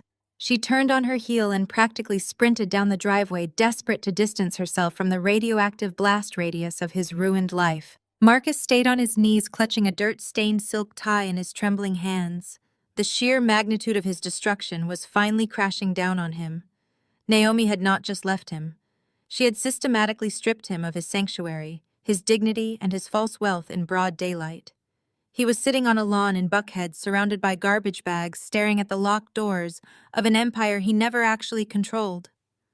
The panic attack seized his chest, squeezing his heart until he could barely breathe, leaving him completely paralyzed in the wreckage of his own monumental arrogance. Marcus remained kneeling in the damp grass, watching the red taillights of Vanessa's ride-share vehicle disappear into the dark. The 3 private security operatives stood on the porch like statues, watching him with cold, professional indifference. Marcus slowly scrambled to his feet. His $1,000 custom suit was completely ruined, smeared with soil and grass stains. His hands were violently trembling, but a toxic, desperate surge of adrenaline slowly began to replace his paralyzing panic. He refused to be defeated by the woman he had spent 7 years belittling. He frantically started to rationalize his failure. Yes, she had outsmarted him on the real estate deed. Yes, she somehow controlled the holding company, but he was still a brilliant, highly connected corporate executive. He was still the newly appointed chief executive officer of a major health technology conglomerate. That position came with exclusive stock options, a massive base salary, and immense industry power. He could easily afford to hire a team of ruthless, bloodthirsty divorce attorneys to drag Naomi through years of agonizing litigation. He would bury her in legal fees and rip her precious private equity firm to shreds in civil court. He pulled his smartphone from his jacket pocket. The screen was cracked from when he had dropped it on the brick pathway earlier, but it still functioned. His thumbs smashed against the digital keyboard with aggressive, violent force. He poured every ounce of his wounded ego into typing out his ultimate declaration of war. "You think you actually won because you played a cheap trick with the real estate paperwork?" He typed, his breathing heavy and ragged in the cool night air. "You are nothing but a glorified bookkeeper playing dress-up. I am the CEO of a multi-million-dollar corporation now. I am going to make 10 times the value of this stupid house in my first year alone. I am hiring the most vicious corporate lawyers in the state. I will strip you of your company, drag your name through the mud, and leave you with absolutely nothing. Wait until I drag you into court. Enjoy your temporary victory because I am going to destroy you." He hit send. He stared at the glowing green text bubble on his cracked screen, feeling a pathetic, hollow sense of triumph wash over him. He genuinely believed he still held the ultimate trump card. If a camera were directing this exact transition, it would execute a flawless, highly stylized focus pull. The lens would push in for an extreme macro shot of Marcus's shattered phone screen hovering directly over that arrogant text message. The bright green bubble would fill the entire cinematic frame. Then, in a fraction of a second, the visual focus would aggressively shift.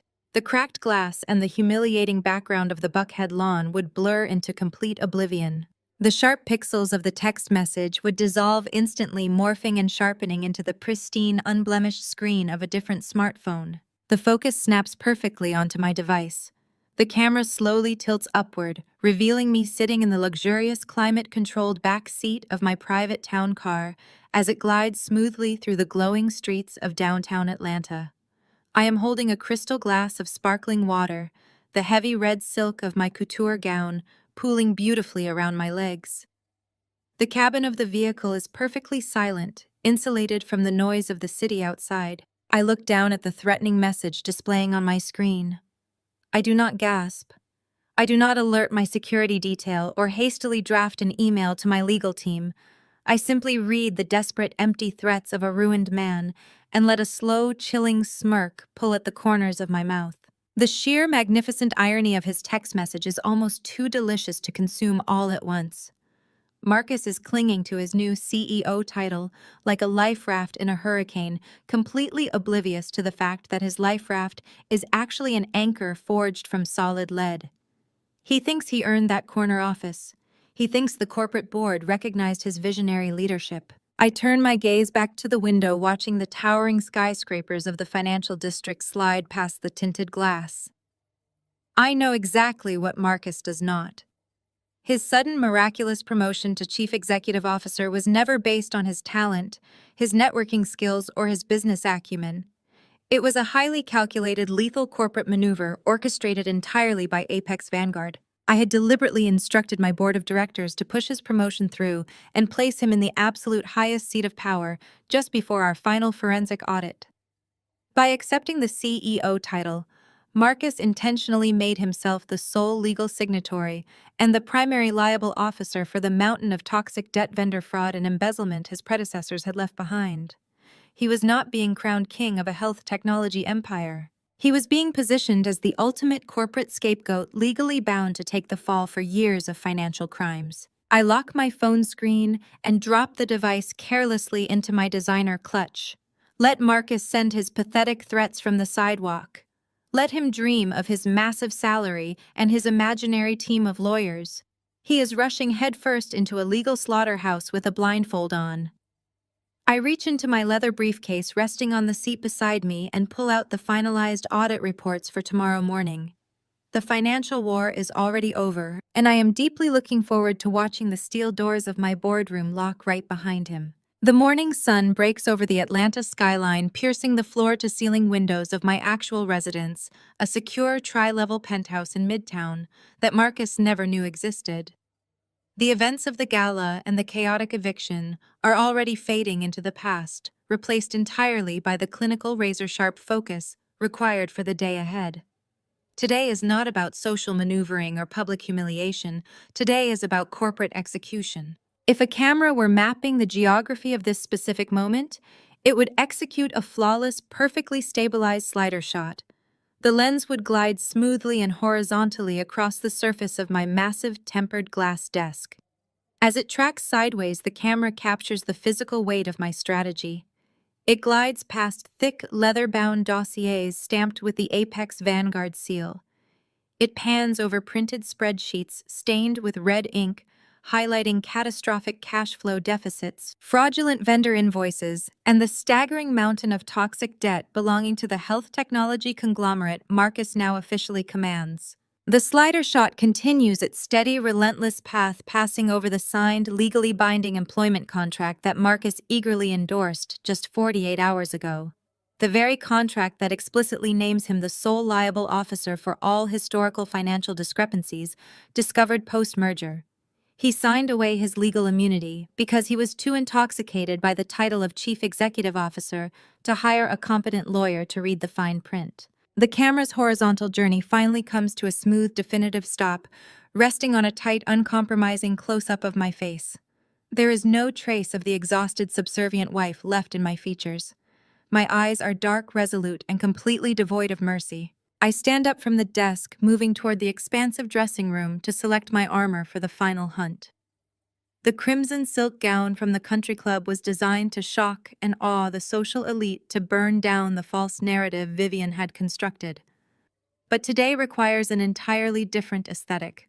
Today requires the uniform of a financial apex predator. I bypass the colorful garments and reach for a bespoke midnight black tailored suit. The fabric is heavy and imported, the cut aggressively sharp. It features structured shoulders and razor-straight lines that project absolute, undeniable authority. I slip into a crisp white silk blouse and button the blazer, feeling the perfect restrictive weight of the garment settle against my frame. I do not wear the flashy, gaudy jewelry Marcus always preferred. I select a single, understated platinum timepiece, a watch that costs more than his imaginary first-year bonus. I stand before the full-length mirror, adjusting the cuffs of my blazer. I think back to the countless mornings I spent in the Buckhead mansion, deliberately dressing myself in baggy clearance rack cardigans. I remember making myself look small, uninteresting, and entirely forgettable so Marcus and his family could comfortably maintain their illusions of superiority. I spent 7 years shrinking my genius to fit inside the tiny, suffocating box of their expectations. I filed their taxes, I managed their boring paperwork, and I let them mock my intelligence while I silently built an empire that could swallow them whole. That woman is completely gone. The person looking back at me in the mirror is the managing director of a multi-billion-dollar private equity firm. She is the architect of a hostile takeover that is about to make regional financial history. I walk back to the glass desk and gather the audit reports. I place the damning financial records, the forged vendor invoices, and Marcus's signed liability waivers into a sleek black leather briefcase. Every single document in this case represents a nail in his corporate coffin. He threatened to drag me into court, completely unaware that I am the one who owns the judge, the jury, and the executioner in this scenario. I check the platinum watch on my wrist. It is exactly 8 o'clock in the morning. The senior board members of Apex Vanguard are already gathering in the primary conference room on the top floor of our corporate headquarters. They are reviewing the final operational protocols, waiting for my absolute command. Marcus is likely on his way downtown right now, wearing his best ruined suit, practicing his arrogant victory speech, and preparing to assert his dominance over a company he does not realize is completely hollow. Trent is probably right behind him, sweating through his shirt, desperate to beg the newly minted CEO for legal protection from the federal authorities I unleashed on his fraudulent startup. They are marching directly into the center of the labyrinth, blindly convinced they hold the upper hand. I snap the brass locks of the briefcase shut. The sharp metallic click echoes through the quiet penthouse, signaling the end of the preparation phase. I turn on my heel, my sharp stiletto pumps striking the polished stone floor with lethal intent, and walk toward the private elevator. The trap is fully set, the evidence is secured, and I am entirely ready to step into the boardroom and watch the steel doors lock firmly behind my prey. A smooth, continuous tracking shot perfectly captures Marcus Sterling striding through the immaculate transparent glass corridors of the Apex Vanguard Global Headquarters. The camera follows him from a low, trailing angle, highlighting the sheer, unearned arrogance in his posture. He is wearing a brand new, aggressively tailored navy blue suit, having rushed to a luxury boutique the moment they opened this morning to replace the garments ruined on his front lawn. His chin is tilted upward, his shoulders thrown back, projecting the absolute delusion of a man who believes he has just conquered the corporate world. The morning sun glares intensely through the floor-to-ceiling glass panes of the 50th floor, casting sharp, angular shadows across the imported Italian marble beneath his expensive leather shoes. To Marcus, this towering architecture of glass and steel is his new kingdom. He views the bustling junior analysts and sharp-suited executives parting ways for him, not as busy professionals, but as subjects making way for their newly appointed monarch. He has completely compartmentalized the humiliating eviction from the night before, twisting the narrative in his mind to convince himself that his wife was merely throwing a pathetic domestic tantrum. He firmly believes that once he cements his power in this building today, he will crush her in court and take back everything he thinks he owns. Walking exactly half a step behind him, completely ruining the majestic visual of Marcus's grand entrance, is Trent. The camera shifts its focus slightly to capture the stark, pathetic contrast between the two men. Trent looks like a dead man walking. His usually pristine finance uniform is wrinkled and stained with nervous sweat.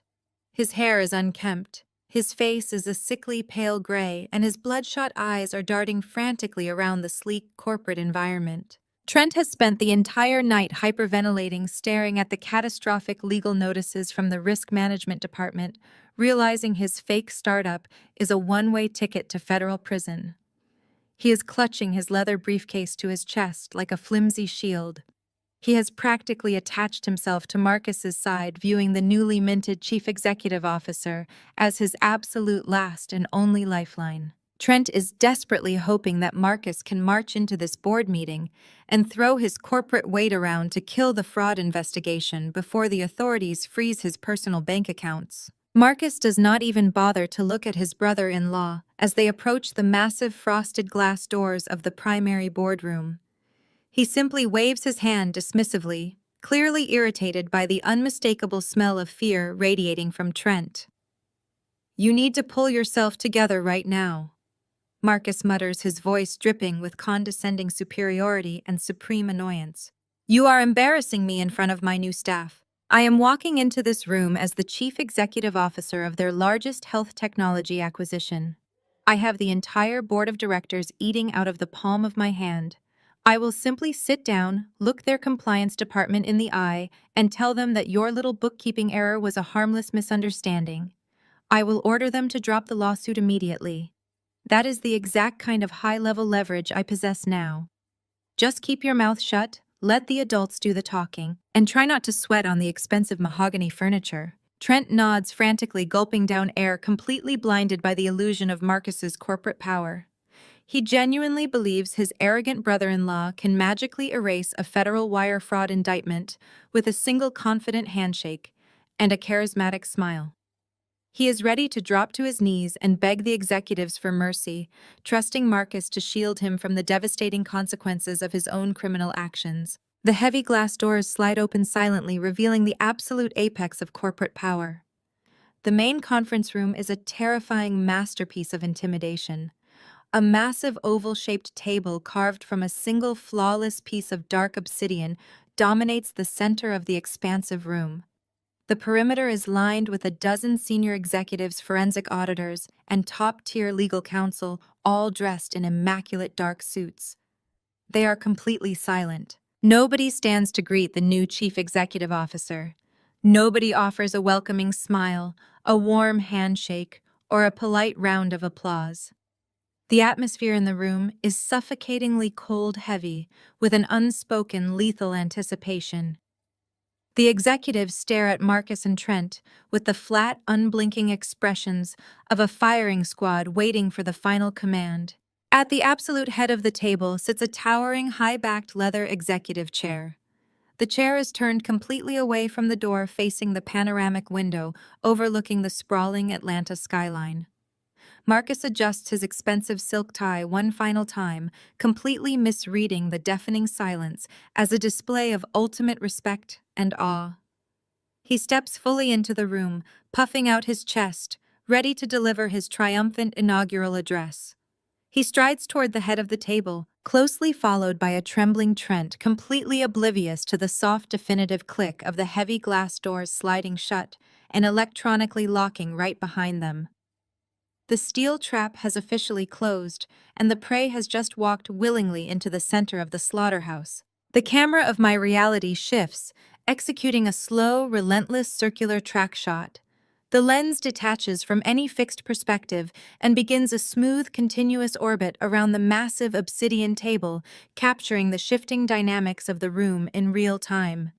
It glides past the cold, unblinking faces of the forensic auditors and senior legal counsel moving steadily toward the head of the table. Marcus stops exactly 3 feet away from the massive leather chair. He clears his throat, a sound that rings hollow in the cavernous, silent room. He straightens his posture, ready to deliver the opening lines of a speech he practiced in the mirror for 2 hours this morning. He opens his mouth to introduce himself to the mysterious chairman of Apex Vanguard, fully prepared to demand leniency for his brother-in-law and assert his dominance over the newly acquired health technology firm.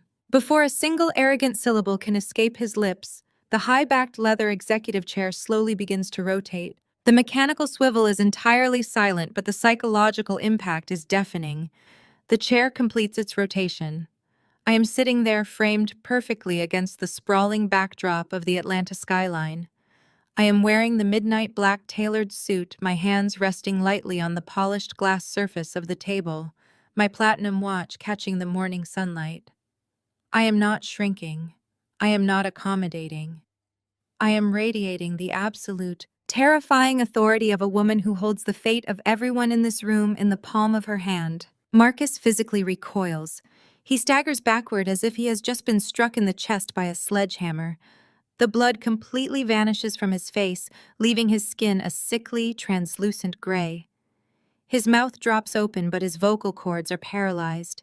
He blinks rapidly, his mind violently rejecting the visual information his eyes are feeding him. He expects to see a billionaire, an aging corporate titan, or a ruthless hedge fund manager. He cannot process the fact that the supreme architect of his entire corporate existence is the woman he left a plate of dry chicken for 48 hours ago. Behind him, Trent's knees physically buckle. He grabs the back of an empty leather chair to keep himself from collapsing to the marble floor. Trent recognizes me instantly, not as the freelance tax prep girl he mocked at Thanksgiving, but as the executioner who just forwarded his entire digital Ponzi scheme to the federal authorities. Naomi Marcus finally chokes out. His voice is a pathetic, high-pitched wheeze. It sounds like the final gasp of a dying animal. "What are you doing here? How did you get in this room?" The circular tracking shot glides smoothly past him, capturing the exact moment a thick, heavy bead of cold sweat breaks out on his forehead and begins a slow, agonizing descent down his temple. "Take a seat, Marcus," I command. My voice is not raised. I do not shout. I speak with the quiet, devastating calm of a judge delivering a death sentence. Marcus does not argue. His legs give way, and he drops heavily into the nearest chair, his eyes wide and vacant. Trent slumps into the seat beside him, his chest heaving as he struggles to pull oxygen into his panicked lungs. "You walked into this building today believing you were a king." I continue, holding Marcus's terrified gaze. "You believed your brilliance, your networking, and your tailored suits earned you the title of Chief Executive Officer. You thought the board of directors looked at your mediocre career and saw a visionary leader ready to guide a massive health technology conglomerate into the future." I lean forward slightly, resting my forearms on the obsidian table. The camera continues its slow orbit, capturing the row of elite executives sitting perfectly still, waiting for my absolute command. Let me introduce you to Reality Marcus. I am the founder, the primary shareholder, and the sole managing director of Apex Vanguard. Every single person sitting at this table works directly for me. I own the building you are sitting in. I own the holding company that evicted you from my house last night. And most importantly, for your immediate future, my firm recently executed a hostile takeover of the company you currently claim to run. Marcus shakes his head violently, a gesture of pure infantile denial. "No," he stammers, gripping the edges of the table. "No, that is impossible. You are an accountant. You work from the guest bedroom. My mother said you were having a breakdown." "Your mother is a deeply delusional woman who is currently watching her country club status burn to ash," I reply coldly. "But let us focus on your delusions because they are about to carry a much steeper price tag." I reach into my black leather briefcase and extract a thick, legally binding document stamped with a red seal. I slide it smoothly across the polished obsidian surface. It comes to a stop directly in front of Marcus. He stares at it as if it were a live explosive. "Do you recognize this document, Marcus?" I ask. "It is your employment contract. The one you signed so eagerly 2 days ago. The one you celebrated by humiliating me in front of our entire family." He stares at the signature on the final page. It is his own handwriting, bold and arrogant. "You did not read the fine print, did you?" I say, my voice slicing through the silent room like a razor blade. "You were too intoxicated by the title. You were too busy picking out corner offices and planning your victory dinner to hire a competent corporate attorney to review the liability clauses. If you had read it, you would have realized that you were not being promoted to lead a successful company. You were being positioned as a human shield." The tracking shot moves behind me, showing my silhouette, commanding the room, looking down at the two broken men. "The health technology firm you just took over is a toxic wasteland," I explain with clinical precision. "The previous executive board engaged in massive systemic embezzlement. They falsified tax returns, defrauded federal health programs, and racked up millions in toxic debt before fleeing the company. Apex Vanguard bought the decaying shell of that corporation for pennies on the dollar to liquidate its remaining patents. But we needed a scapegoat. We needed a legally liable officer to take the fall for the historical financial crimes before we dismantled the assets." I watch the exact moment the realization strikes him. His eyes widen to an impossible degree. His mouth opens in a silent scream of absolute terror. We needed an arrogant, narcissistic fool who loved the sound of his own name so much he would sign away his legal immunity without a second thought. I continue delivering the final crushing blow. "By signing that specific contract, Marcus, you retroactively assumed full, unlimited personal liability for every single financial discrepancy, unpaid debt, and act of corporate fraud committed by that company over the last 5 years. You are not a CEO. You are a designated fall guy." "But I did not do it!" Marcus gasps, his voice cracking into a sob. "I did not steal that money. You cannot do this to me. You signed the papers taking responsibility for it." The lead legal counsel for Apex Vanguard states, flatly from across the table, speaking for the first time, "The contract is ironclad, Mr. Sterling. You have indemnified the previous board and assumed all corporate debts personally." I turn my gaze to Trent. The camera tracks smoothly to frame his pathetic, trembling form. He is shaking so violently, his chair is rattling against the floor. "And you, Trent?" I say, my tone shifting to pure disgust. "You thought you could walk in here and use Marcus's imaginary power to stop a federal investigation into your fake startup. You thought the man sitting next to you could save you from the wire fraud charges I personally filed with the SEC this morning." Trent lets out a ragged, choking sound, burying his face in his hands. "Marcus cannot save you, Trent," I state with absolute finality. "Marcus cannot even save himself. The federal authorities are not just coming for your fake user logs today. They are also coming for the millions of dollars missing from Marcus's new company." The slow, circular track shot completes its rotation, returning to a tight, perfectly framed shot of my face. The absolute destruction of the two men who spent years treating me like garbage is completely finalized. I have not just ruined their careers. I have legally bound them to the consequences of their own staggering, unforgivable arrogance. The boardroom remains deathly silent save for the pathetic, ragged breathing of the two men realizing their lives are officially over. I reach into my black leather briefcase one final time. My movements are deliberate, unhurried, and perfectly calibrated to inflict maximum psychological tension. I pull out 2 thick stacks of heavily redacted, officially stamped financial audits. I lift them high enough for both men to see the federal seals printed on the cover pages, then I slam them down onto the center of the obsidian table. The explosive smack of the heavy paper hitting the glass reverberates through the silent boardroom like a gunshot. Marcus flinches violently, pressing his back into his chair, as if the documents themselves are radioactive.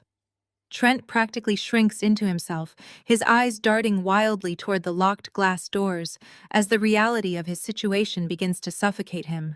"Trent!" I say, not even bothering to look at his sweating, panicked face as I flip open the first file.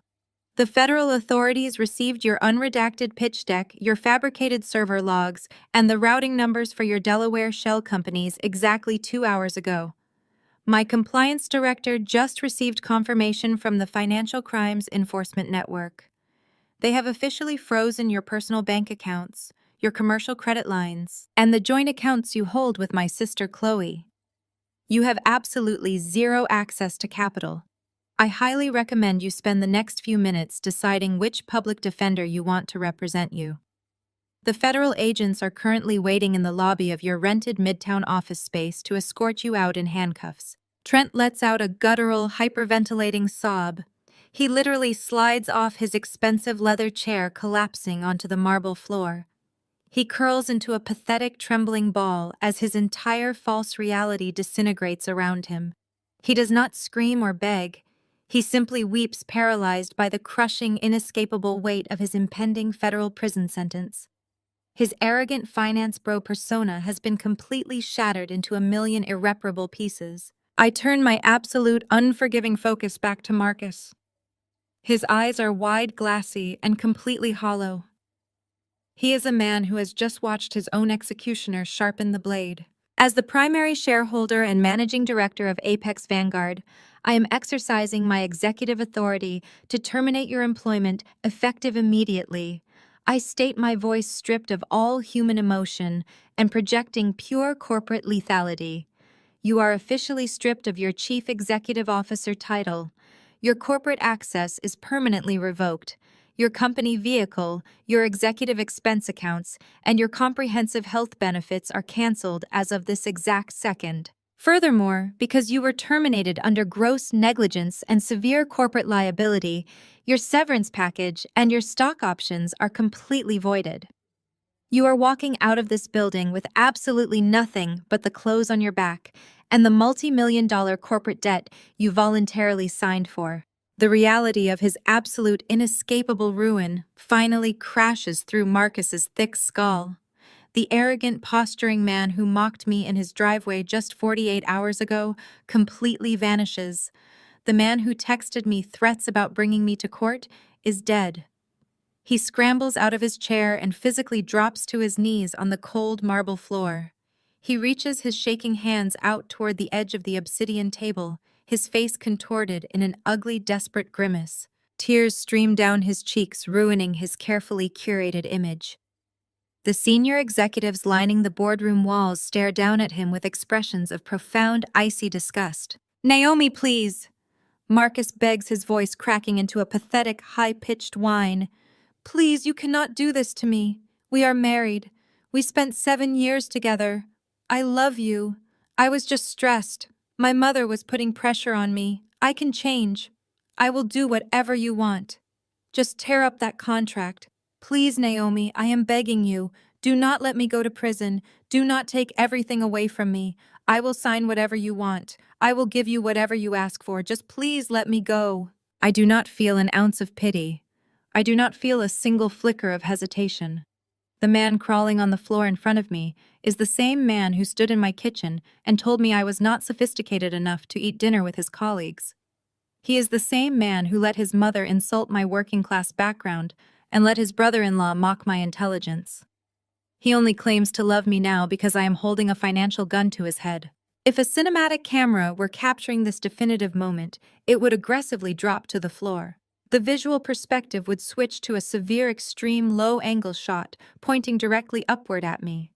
This specific camera angle would magnify my physical presence, transforming me from a seated executive into a towering, invincible monolith of absolute power. The lens would capture me slowly, deliberately standing up from the high-backed leather chair. My midnight black tailored suit cuts a sharp, imposing silhouette against the bright Atlanta skyline, blazing through the window behind me. Looking down from this majestic, terrifying height, Marcus appears smaller than an insect. I look down at my soon-to-be ex-husband groveling at my feet. I let a slow, freezing smile touch the corners of my mouth. I lean slightly over the edge of the glass table, making sure my voice is the absolute last thing he hears before the security team drags him away. You should really hurry home, Marcus. I say, my voice dripping with pure, concentrated venom. You forgot to finish the leftovers in the fridge. I do not wait for his response. I do not listen to his frantic, hysterical screaming as the boardroom security guards step forward to physically haul him and Trent out of the room. I simply turn my back on the wreckage of the Sterling family, pick up my black leather briefcase, and walk toward the private executive exit. My sharp stiletto pumps click a triumphant, undeniable rhythm against the marble floor, echoing the sound of my absolute victory. The heavy glass doors of the Apex Vanguard building slid shut behind me, completely sealing off the toxic chapter of my life. Time did not just move forward. It accelerated violently, dragging the Sterling family through the exact consequences they had so desperately earned.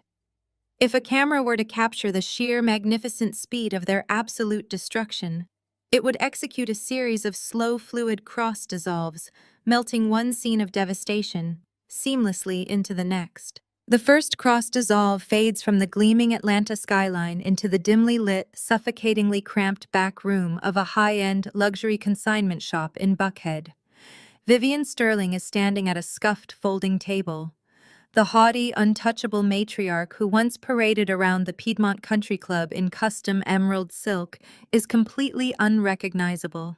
She is wearing dark sunglasses indoors, her posture hunched, her hands trembling violently as she pushes a massive pile of authentic Hermes Birkin bags and vintage Chanel jackets toward an utterly unimpressed appraiser. She is arguing over pennies, her voice cracking with sheer desperation. She needs every single dollar she can squeeze from her superficial armor just to afford the retaining fees for the ruthless criminal defense attorneys attempting to keep Marcus out of federal prison. The camera slowly pushes in on her face as the appraiser hands her a check for a mere fraction of what the items are worth. The elite society women who used to hang on her every word now cross the street when they see her approaching. Vivian has become the ultimate cautionary tale of Atlanta high society, completely stripped of her wealth, her pride, and her false dignity. The scene slowly dissolves the harsh fluorescent lights of the consignment shop, bleeding into the sterile, unforgiving glare of a federal courthouse holding cell. Trent is sitting on a steel bench wearing a bright orange, remarkably unflattering jumpsuit. The loud, arrogant finance bro who once mocked my intelligence is completely gone. His face is gaunt, his eyes hollow and terrified. He is staring blankly at the cold concrete floor, fully comprehending that his visionary artificial intelligence algorithm just bought him a guaranteed 5 to 10-year sentence in a federal penitentiary. The camera smoothly pulls back and dissolves right through the steel bars of the cell, transitioning into a cramped, aggressively mediocre apartment complex on the outskirts of the city. Chloe is sitting at a cheap plastic dining table, violently signing her name at the bottom of a massive stack of divorce papers. She is wearing sweatpants, her expensive blonde highlights growing out into dark, unkempt roots. She thought she was marrying into generational wealth, but her opportunistic greed bound her to a convicted felon with entirely frozen assets. Chloe is completely isolated. When she tries to show her face at the local coffee shops, the wealthy women she used to desperately emulate physically turn their backs to her, whispering harsh, condemning judgments, just loud enough for her to hear. She traded her own sister for a seat at a table that ultimately served her nothing but absolute ruin. Another slow cross dissolve washes over the screen, melting Chloe's pathetic reality into a dark, suffocating, and incredibly depressing motel room. The walls are stained, the carpet is peeling, and the only source of light is the harsh blue glow of a cheap television screen. Marcus is sitting on the edge of a sagging mattress. The golden child of the Sterling family. The man who believed he was destined to rule the corporate world is completely broken. He is wearing a faded, wrinkled t-shirt, staring blankly at a terrifying mountain of legal summons and aggressive collection notices piled high on a flimsy bedside table. Because he arrogantly signed that employment contract without reading the fine print, Marcus is now personally liable for millions of dollars in corporate debt and staggering federal fines. Every single bank in the country has blacklisted him. Every prestigious firm in the city has entirely deleted his resume. He has absolutely no assets, no elite connections, and no powerful family safety net to catch his fall. He picks up his cracked smartphone, the very same device he used to send me empty threats just weeks ago. His thumb hovers over the screen, scrolling through financial news articles, highlighting the explosive continued success of Apex Vanguard. The camera settles into a tight, agonizing close-up of Marcus's face. The sheer crushing weight of his monumental failure finally breaks him. He drops the phone onto the cheap mattress and buries his face in his hands, completely consumed by the devastating reality that he willingly threw away a diamond to protect a pile of dirt. The bitter echo of Marcus's pathetic laughter fades completely into the background, instantly replaced by the soft rustling of leaves and the fresh, vibrant energy of a brilliant spring morning. The setting changes entirely. I am no longer standing in a cold, sterile glass boardroom or suffocating inside a luxury town car. I am standing right in the center of the historic campus of Spelman College in Atlanta. It is the legendary proving ground for generations of brilliant, resilient Black women. The morning sunlight pours down like liquid gold across the immaculate green lawns, catching the red brick of the classic architecture and filtering through the branches of the ancient oak trees. This is exactly where I used to belong. This is the place that originally taught me to hold my head high and claim my space long before I ever allowed myself to get trapped in the toxic, suffocating cage of the Sterling family for 7 years. I walk slowly down the stone pathway. The heavy fabric of my bespoke black suit shifts with every deliberate, grounded step I take. All around me, young Black female students are rushing to their classes, holding heavy textbooks against their chests. Their laughter rings out through the crisp morning air, and their eyes are absolutely shining with hope and raw ambition. Looking at them is like looking at a mirror reflecting my past. I see the woman I was 10 years ago, a fiercely ambitious girl who just did not quite have the capital or the power to protect herself yet. But today, I am walking back onto this campus occupying an entirely different universe of authority. I come to a stop in front of a massive polished wooden table that has been formally set up right in the middle of the main quad. Resting on top of the table is the official founding agreement for the Hayes Vanguard Scholarship Fund. It is a $50 million venture capital initiative sponsored and fully funded by my company, Apex Vanguard. The core mission of this fund is not just to hand out basic financial aid. The goal is to provide aggressive seed capital, elite legal counsel, and an impenetrable corporate launchpad for young Black women who want to build their own empires in the technology and finance sectors. I am making absolutely certain that no woman graduating from this institution will ever feel forced to endure systemic disrespect or shrink her genius just to soothe the fragile, pathetic ego of any man. I pick up my heavy brass fountain pen. The camera begins a smooth, highly focused movement, pushing in for an extreme close-up of my hand. The lens captures the exact moment I press the nib to the crisp white paper and sign my name with aggressive, undeniable force. Naomi Hayes. The toxic surname of Sterling has been completely and permanently eradicated from my existence. It leaves absolutely no trace behind. Signing this document is not just a generous charitable donation. It is a lethal, definitive declaration of my financial independence, my absolute autonomy, and the undeniable power of a self-made woman. The college president and the surrounding board of directors erupt into genuine, thunderous applause. Their eyes are sparkling with profound admiration and pride. I look down at my signature and smile. It is the most serene, perfectly unburdened smile I have felt on my face in a decade. After shaking hands with the administration, I step forward, physically separating myself from the crowd. I stand directly in front of the camera lens. The brilliant, blinding sunlight from the morning sky shines directly behind me, creating a massive, radiant halo that envelops my entire silhouette. I look straight into the dead center of the lens. My dark eyes are deep, completely unwavering, and burning with a cold, terrifying clarity. They looked at my simple clothes, I say, my voice projecting smooth, undeniable power. They looked at my silent endurance and my quiet demeanor, and they smugly declared that I was a failure. They called me a leftover wife with absolutely no future. Marcus, Vivian, Trent, and Chloe genuinely believed that this world was run by their flashy designer suits and their pathetic, glamorous lies. They thought I was just collateral damage, someone who should be endlessly grateful just to be granted a folding chair at the very edge of their elite table. But they did not know that I was the one standing in the shadows the entire time. They did not know I was the one silently controlling the cash flow, manipulating their destiny, and holding the master key to that entire table.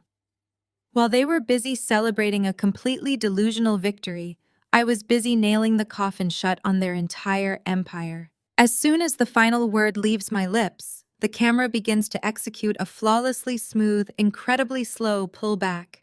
The lens moves backward, steadily retreating and widening the frame. The visual space around me expands dramatically, capturing the breathtaking sun-drenched quad, the historic brick buildings, and the vibrant, lush green lawns of Spelman College. I'm standing dead center in the frame, physically small, against the massive architecture, but radiating an incredibly majestic, undeniable power. I am standing completely alone, but I have never been more free. I merge perfectly into the brilliant, blinding light of my new life. The golden sunlight flares up slowly, washing out the screen in pure, absolute brightness, until the frame finally cuts to black.